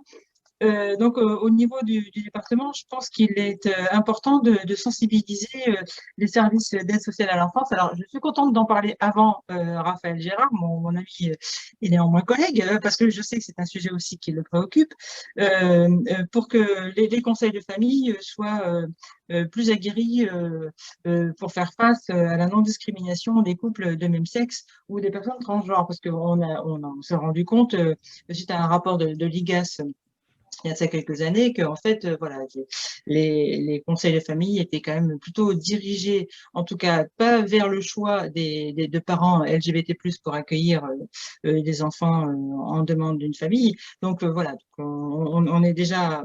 Et puis ça résonne aussi avec la proposition de loi de Monique Limon sur l'adoption, justement. Donc ça, c'était justement le point que moi j'aurais choisi en fait dans les propositions que vous avez fait pour le département. Je vais terminer mon propos sur le sujet des thérapies de conversion, parce qu'en fait, je ne voulais pas en faire le choix, parce que forcément, c'était un peu trop facile, mais malheureusement, c'est comme le disait Ambroise, c'est même quand on est dans la majorité, c'est pas toujours facile de faire avancer des sujets. Et alors, je regrette le départ d'Elisabeth Moreno, qui me soutient à ça, je n'en doute pas, et c'est régulièrement que nous échangeons à ce sujet. Mais voilà, c'est quelque chose, alors, qui, à mon sens, n'a peut-être pas vraiment de lien finalement avec la région ou le département. Je pense que c'est plutôt quelque chose du domaine de l'État en fait. C'est la raison pour laquelle en fait nous législateurs devons justement légiférer sur ces sujets. Oui. Et donc je pense que c'est plutôt à nous à nous en accaparer. Mais voilà, après de faire en sorte, par exemple tout à l'heure il y avait le collègue des Bouches-du-Rhône qui justement parler de ces problématiques sur son territoire. Et c'est justement, en fait, vers ça que je veux tendre. En fait, c'est, même si je sais très bien que du jour au lendemain, les thérapies de conversion ne s'arrêteront pas, en tout cas, envoyer un signal fort aux instances religieuses, mais également au corps médical et aussi aux familles en fait de ces jeunes LGBT+ qui subissent en fait les thérapies de conversion, parce qu'il ne faut pas oublier que ce sont souvent les familles qui en fait sont les premiers vecteurs de ces thérapies de conversion, qui les accompagnent malheureusement vers les religieux ou vers les médecins qui entreprennent donc de les transformer soi-disant en hétérosexuels, évidemment sans jamais y parvenir, si ce n'est qu'en leur infligeant des tortures parfois ou même des séquelles psychologiques ou physiques. Voilà. Donc c'était, enfin, pour en revenir à vos propositions, donc c'était ça. Moi, c'était en fait les trois propositions, les deux premières que j'ai citées tout à l'heure pour les régionales et ensuite celle pour les départementales concernant l'ASE, en fait, l'aide sociale à l'enfance. Voilà. Merci Laurent, c'est intéressant de souligner, c'est que on n'est pas parti sur une charte, hein, on nous a demandé dans les chats de nous la charte. Nous, on n'est pas sur un système de charte, nous on a un système de plateforme d'idées où chaque candidate et chaque candidat va pouvoir s'imprégner des propositions en fonction de son territoire. Chaque territoire est unique. C'est pas la même chose en Normandie qu'en Haut-Rhin, en Île-de-France ou même dans les régions, on va dire, de l'Ouest. Et donc, faut s'adapter. Donc, il y en a 25 et 20 aux candidats de piocher ce qui lui parle et ce qui l'intéresse, puisqu'après, il va devoir les porter au niveau des électeurs. Et je donne la parole tout de suite. Merci encore, Laurence, à Xavier, parce qu'il a une contrainte. Il doit aller sur les plateaux. Donc, merci Xavier. Désolé, Raphaël, il va parler quelques instants parce qu'il doit partir. Donc, je vais te donner la réactivation du micro. Je pense que c'est bon. Et donc, on peut t'écouter, Xavier. Merci d'être là. Bonsoir, bonsoir à tous et merci pour votre invitation. Merci à tous les intervenants précédemment. Alors, je vous avoue que j'ai suivi effectivement depuis le début, mais je ne pensais pas que ça allait durer aussi longtemps. Nous non plus. Très en retard et il va falloir que je vous quitte rapidement, malheureusement. Non, juste vous remercier encore une fois de cette invitation, du travail que votre association fait pour sensibiliser au quotidien à la fois les élus, mais aussi intervenir vous en tant que femme et homme politique. Et donc, je pense que ça, c'est aussi important, l'engagement à ce niveau-là, pas seulement au niveau associatif, mais au niveau politique. C'est ça qui fait changer les choses. Saluer aussi le travail de la ministre Moreno, mais bon, je sais qu'elle est partie, mais pour le coup, on aura l'occasion d'en reparler. Et saluer aussi le travail que Marlène Schiappa avait fait précédemment, parce que je pense que c'est encore une fois une continuité. Et tout ça, c'est à mettre au crédit de ce gouvernement qui a été à la hauteur des enjeux, je pense, depuis le début du quinquennat. Moi, c'est vrai que moi, je suis plutôt sur les questions de protection de l'enfance. Oui. Et donc, c'est vrai que la question des conseils de famille, de la PPL Billon, alors Billon, c'est autre chose, mais Limon à l'Assemblée nationale, Billon, c'était sur la protection des violences sexuelles sur mineurs. Donc, c'était autre chose, mais pour le coup, sur la question de l'adoption, effectivement, il y avait beaucoup à faire. Alors, moi, pour vous dire, je suis fait un peu figure d'exception au Sénat. Et d'ailleurs, on peut se le dire, dans la majorité présidentielle, moi je suis favorable à la GPA, donc je pense qu'il y a encore un vrai débat à avoir pour lever les craintes, les doutes d'un certain nombre de nos collègues. Et je pense que le chemin est encore long, mais il ne faut pas désespérer sur cette question de la GPA. Et déjà, l'avancée sur la PMA pour toutes est indispensable. Et donc, je salue le gouvernement à ce niveau-là. Après, je sais que tu avais une question, Hervé, surtout sur la question du département. Oui, tout à fait. Et Hauts-de-Seine, qui n'est pas le plus progressiste de France. C'est le plus riche, mais pas le plus progressiste. Aussi bien au niveau de la question de la protection de l'enfance, mais aussi sur la lutte contre les discriminations. Et autant il y a un certain nombre de départements qui font un vrai travail de lutte contre les discriminations, autant on a peine à voir une vraie politique publique de lutte, de sensibilisation sur l'ensemble des discriminations dans notre département. Et donc, je pense que ça passe par effectivement une formation certes continue au niveau des agents publics, au niveau des agents du département, mais aussi une sensibilisation, on en parlait tout à l'heure, sur la question du sport, la discrimination dans le sport, et donc sur tous les lieux qui sont aujourd'hui gérés par le département, les équipements sportifs. Il faut avoir cette grande campagne de sensibilisation, et ça passe aussi par les collèges, puisque les départements sont en charge, comme vous le savez, des collèges. Et donc, moi, je crois à l'école de la République qui aussi instruit et qui instruit sur, Ambroise le disait parfaitement tout à l'heure, cette capacité d'une génération, de créer une génération tolérante et une génération qui ne soit pas dans le jugement de l'autre. Et donc, je pense encore une fois que le département et les collectivités locales peuvent faire beaucoup sur cette lutte. Je suis désolé, je ne vais pas pouvoir rester beaucoup plus longtemps. Merci encore Xavier. de votre invitation, et Bailly a dit beaucoup sur notre département, et donc je lui fais confiance, notre référente est au top. Merci Xavier, bonne émission. À bientôt. Et la dernière question est pour notre député Raphaël Girard. On connaît tous ton engagement pour les Outre-mer, notamment la nécessité de mettre en œuvre des mesures contenues dans France LGBT pour garantir l'égalité de toutes et de tous dans l'ensemble des territoires. Justement, selon toi, quels sont les freins à l'échelle locale pour que ces mesures soient concrétisées? Alors, nous, on les a intégrées, mais justement, comment vois-tu l'intégration de cette thématique-là au niveau justement de ces élections régionales et départementales? Alors, bonsoir à toutes et à tous. Merci Hervé pour la question. Je reviendrai peut-être à la fin de mon propos là sur 2 ou 3 choses qui ont été dites.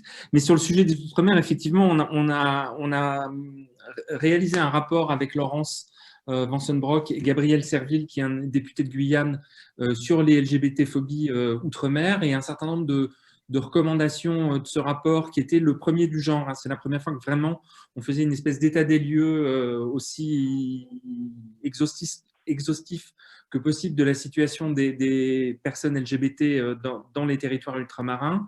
Et un certain nombre de recommandations, de préconisations figurent aujourd'hui dans le plan d'Elisabeth Moreno. La particularité de ces territoires, elle tient principalement, alors même si tous ne sont pas des îles, tient principalement à des réseaux d'interconnaissance qui sont extrêmement denses.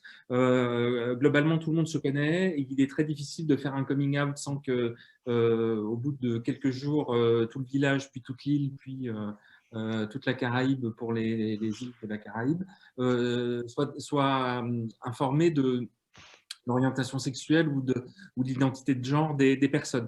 Donc ça, c'était une des premières caractéristiques, alors qu'on va retrouver dans la ruralité. Voilà, simplement, il y a un phénomène d'isolement qui tient à l'insularité souvent, mais même la Guyane est elle-même isolée au sein d'un continent et de la forêt amazonienne. Donc, une vraie difficulté à fuir un milieu. Si aujourd'hui, vous êtes dans la Creuse, dans un petit village, et que votre coming out se passe mal, vous avez, pour vous aider, pour vous accompagner, déjà vous pouvez partir, vous pouvez être accueilli par des associations qui viennent en aide aux personnes qui sont en rupture familiale. Oui. Dans les territoires ultramarins, globalement, ces réseaux n'existent pas. Ces réseaux n'existent pas, et c'est là que tout l'intérêt d'une politique régionale ou départementale, selon les statuts qui, encore une fois, diffèrent d'un territoire à l'autre. Mais globalement, aujourd'hui, il est très difficile pour une association locale d'exister à la fois parce qu'elle peine à trouver des bénévoles, parce que s'engager dans l'univers associatif, c'est qu'on soit homo ou pas, c'est une forme de coming out, ou en tout cas c'est précisé comme ça, enfin c'est perçu comme ça par l'entourage. Et puis d'autre part, il y a une vraie difficulté à afficher un lieu, ne serait-ce qu'un lieu qui soit un lieu d'accueil, d'information, d'orientation, etc. Parce que les entrées et les sorties suffisent à déclencher une espèce de rumeur sur un tel est entré dans cette rue parce qu'il y a le centre LGBT. Enfin voilà. Donc toute cette difficulté-là, elle tient beaucoup, et c'était une des particularités, à la difficulté de verbaliser son orientation sexuelle ou son identité de genre, ouais. Et puis ensuite à s'affirmer, soit dans un parcours associatif, soit de s'affirmer comme un acteur associatif sur le terrain, parce qu'il y a très peu de relais politiques locaux. Aujourd'hui, la difficulté est là. Alors, il y a des aides de l'État. Aujourd'hui, la DILCRA qui travaille en étroite relation avec Elisabeth Moreno, finance des actions sur ces territoires, mais à la fois elle a de la peine à identifier les acteurs et puis à consolider leur existence faute de lieu. Donc aujourd'hui, les vrais enjeux de ces élections locales dans les territoires ultramarins, c'est d'arriver à faire en sorte que les nouveaux élus qui vont émerger de ces solutions, de ces élections, arrivent à s'emparer des problématiques LGBT, oui, à se les approprier et à les mettre sur la place publique. Et à dire, voilà, moi, en tant qu'élu, je m'engage. Alors, un certain nombre d'élus, et c'est le cas de Gabriel Serville, qui est dans le groupe GDR, qui, au temps du débat sur le mariage pour tous, s'était abstenu, ce qui déjà pour lui était une espèce d'affirmation politique forte par rapport à l'opinion publique en Guyane, et qui aujourd'hui est devenu un ardent défenseur des droits LGBT, et accompagne publiquement, prend des positions publiques en Guyane pour que telle ou telle association soit soutenue, soit hébergée, et soit une aide matérielle sous forme de locaux, soit des aides financières pour mener des actions. Et encore une fois, dans le contexte qui est le sien, le contexte politique qui est le sien, c'est extrêmement courageux et c'est ça qui est nécessaire. Et aujourd'hui, on a besoin que les prises de parole qui se sont succédées au cours de ce mandat et qui viennent d'un peu de toutes les familles politiques, entraînent des prises de parole par les élus des régions, des départements ou des collectivités mixtes quand c'est le cas, pour donner de la visibilité et encourager les personnes LGBT à s'engager et à gagner en visibilité et donc en liberté. D'accord. Donc ça, c'est en gros les enjeux. Et puis juste pour revenir sur le sujet des associations, parce que les deux sont liés. Aujourd'hui, on appuie beaucoup les politiques, et encore beaucoup trop souvent les politiques nationales, sur des têtes de pont qui sont des têtes de pont nationales, et qui du coup n'existent pas, peu ou mal, dans les territoires. On l'a vu avec un exemple, enfin on a pris un exemple qui est parlant, c'est le refuge, qui en Guyane quand même a été pas mal contesté, voilà, qui apportait des solutions qui étaient exportées depuis la métropole et qui du coup atterrissaient mal sur le territoire. Et on voit que quand ce sont des acteurs locaux qui les portent et qui sont soutenus, on est beaucoup plus fin. C'est vrai pour les lignes d'écoute, donc c'est pour ça qu'on tenait beaucoup, et c'était une des conséquences du rapport, c'était d'ouvrir cette ligne d'écoute en Martinique, c'est fait avec des réseaux, non, en Guadeloupe, pardon, c'est fait avec des réseaux locaux, c'est en projet en Martinique, et effectivement, les vrais enjeux sont là. Et donc, pour conclure et revenir dans un cadre plus national, Laurent Saint-Martin, tout à l'heure, a évoqué ACT UP.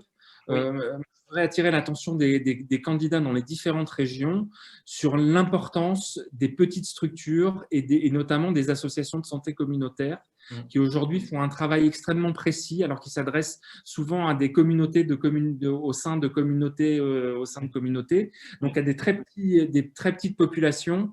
Je pense aux travailleuses du sexe latino-américaines trans, par exemple, mais qui échappent à toutes les politiques, qu'elles soient des politiques pilotées par les différents ministères au niveau national et par les têtes de pont. Aujourd'hui, les politiques de l'État, elles vont vers les associations têtes de pont qui ensuite redistribuent ou non à des acteurs plus locaux. Et on voit que sur les populations LGBT les plus vulnérables, on parle des populations migrantes, on parle des mineurs isolés, on parle des travailleurs du sexe, une vraie difficulté si on ne s'appuie pas sur ces associations. Alors certes, souvent elles sont politisées, souvent elles sont sur on va dire… Positionnement un peu extrême. Avec des populations qui les obligent, ou en tout cas qui font qu'elles se radicalisent pour être entendues, mais malgré tout, et nonobstant toutes ces données-là, c'est extrêmement important de les soutenir et de les financer, et ça c'est vraiment du devoir, et à mon avis, du niveau régional et départemental, parce que c'est sur le terrain qu'on va retrouver ces actions et qu'on va pouvoir en mesurer les effets, alors que si on pilote ça depuis des ministères à Paris, on sait par expérience, et on l'a vu malheureusement avec la dernière crise, que souvent ça tombe à côté. Donc, messieurs, mesdames, les candidates et candidats, soutenez les associations de terrain. Merci. Merci Raphaël. Avant de passer la parole à Emmanuel pour la conclusion, on a eu juste une remarque sur le refuge. Donc, nous, on ne s'est pas positionné au niveau des progressistes sur ce questionnement-là parce que c'est délicat, on n'était pas à l'intérieur. On dit juste qu'il y a le fond et la forme. Sur le fond, c'est une association très utile et qui a quand même fait beaucoup pour la communauté LGBT, notamment les jeunes. Que peut-être il y ait des réflexions, comme l'a dit Raphaël, d'associations qu'on pourrait aider au niveau des territoires, pourquoi pas, c'est quelque chose qu'il faut le faire, mais il ne faut pas effectivement tout jeter. Il y a le fond et la forme, problème de gouvernance, problème peut-être d'accompagnement, mais en tout cas sur le fond, c'est, il me semble en tout cas, une association très utile pour cette population fragile qui est exclue rapidement de chez elle une fois qu'elle annonce son orientation sexuelle. Et voilà, donc nous, on n'a pas pris parti, on le dit, parce qu'on a demandé, on fait les choses avec pragmatisme et voilà, et le refuge peut avoir toute sa place avec une gouvernance peut-être renouvelée, une façon de faire différente. En tout cas, pour nous, elle est utile. Voilà, Emmanuel, je te laisse commencer la conclusion. Oui, donc merci à toutes et à tous d'être restés jusqu'au bout de notre webinaire et d'y avoir participé. On espère que nos propositions pour s'engager pour des régions et des départements véritablement progressistes auront retenu votre attention. Ces idées, en tout cas, sont mises à disposition des candidats et des candidates investis par la majorité présidentielle pour les prochaines élections sur notre plateforme qui est en ligne, donc sur notre site internet. N'hésitez pas à vous les réapproprier. Nous sommes aussi porteurs de la coalition LGBT+, de la République En Marche pour défendre justement des causes en lien avec les thématiques LGBT+. Nous reviendrons vers vous prochainement pour vous en parler. J'ajoute aussi qu'on a bien pris en compte l'ensemble de vos questions ce soir et qu'on y répondra sur notre site internet. Donc, ce n'était pas en tout cas des interventions inutiles. On a vu beaucoup de questions très intéressantes. Et enfin, si besoin, l'association des progressistes LGBT+, peut vous accompagner, comme expliqué précédemment dans le cadre d'ateliers visio avec vos têtes de liste paritaires. Si vous êtes référent ou référente La République En Marche, par exemple, si cela vous intéresse, il suffit de nous contacter par mail. Merci Emmanuel, et enfin évidemment n'hésitez pas à nous soutenir, à adhérer aux progressistes, on est ouvert à tout le monde, aux LGBT+, aux alliés, sans obligation d'appartenance politique, on est progressiste, on veut faire avancer ces questions-là, donc n'hésitez pas à nous rejoindre, nous accompagner, si certains d'entre vous, et notamment des délégués et eux en local sont prêts à nous accompagner, à nous représenter dans les territoires. D'ailleurs, Raphaël, un petit joke, j'attends un correspondant dans tes départements. J'espère rapidement en avoir dans ta circo, en tout cas dans ton département. Et donc, il ne faut pas hésiter à postuler, on est là et on vous accompagnera comme l'ensemble de nos délégués locaux, que je remercie au nom du bureau et au nom de ma coprésidente pour leur action qu'ils font au quotidien. Et n'oubliez pas, au niveau des têtes de liste, que nous avons également des candidats progressistes investis sur des listes et que c'est quand même une expertise en local, territorial, quand même clé en main et que vous allez quand même gagner du temps et donc il ne faut pas les oublier. Voilà, merci à toutes et à tous et je vous dis à bientôt.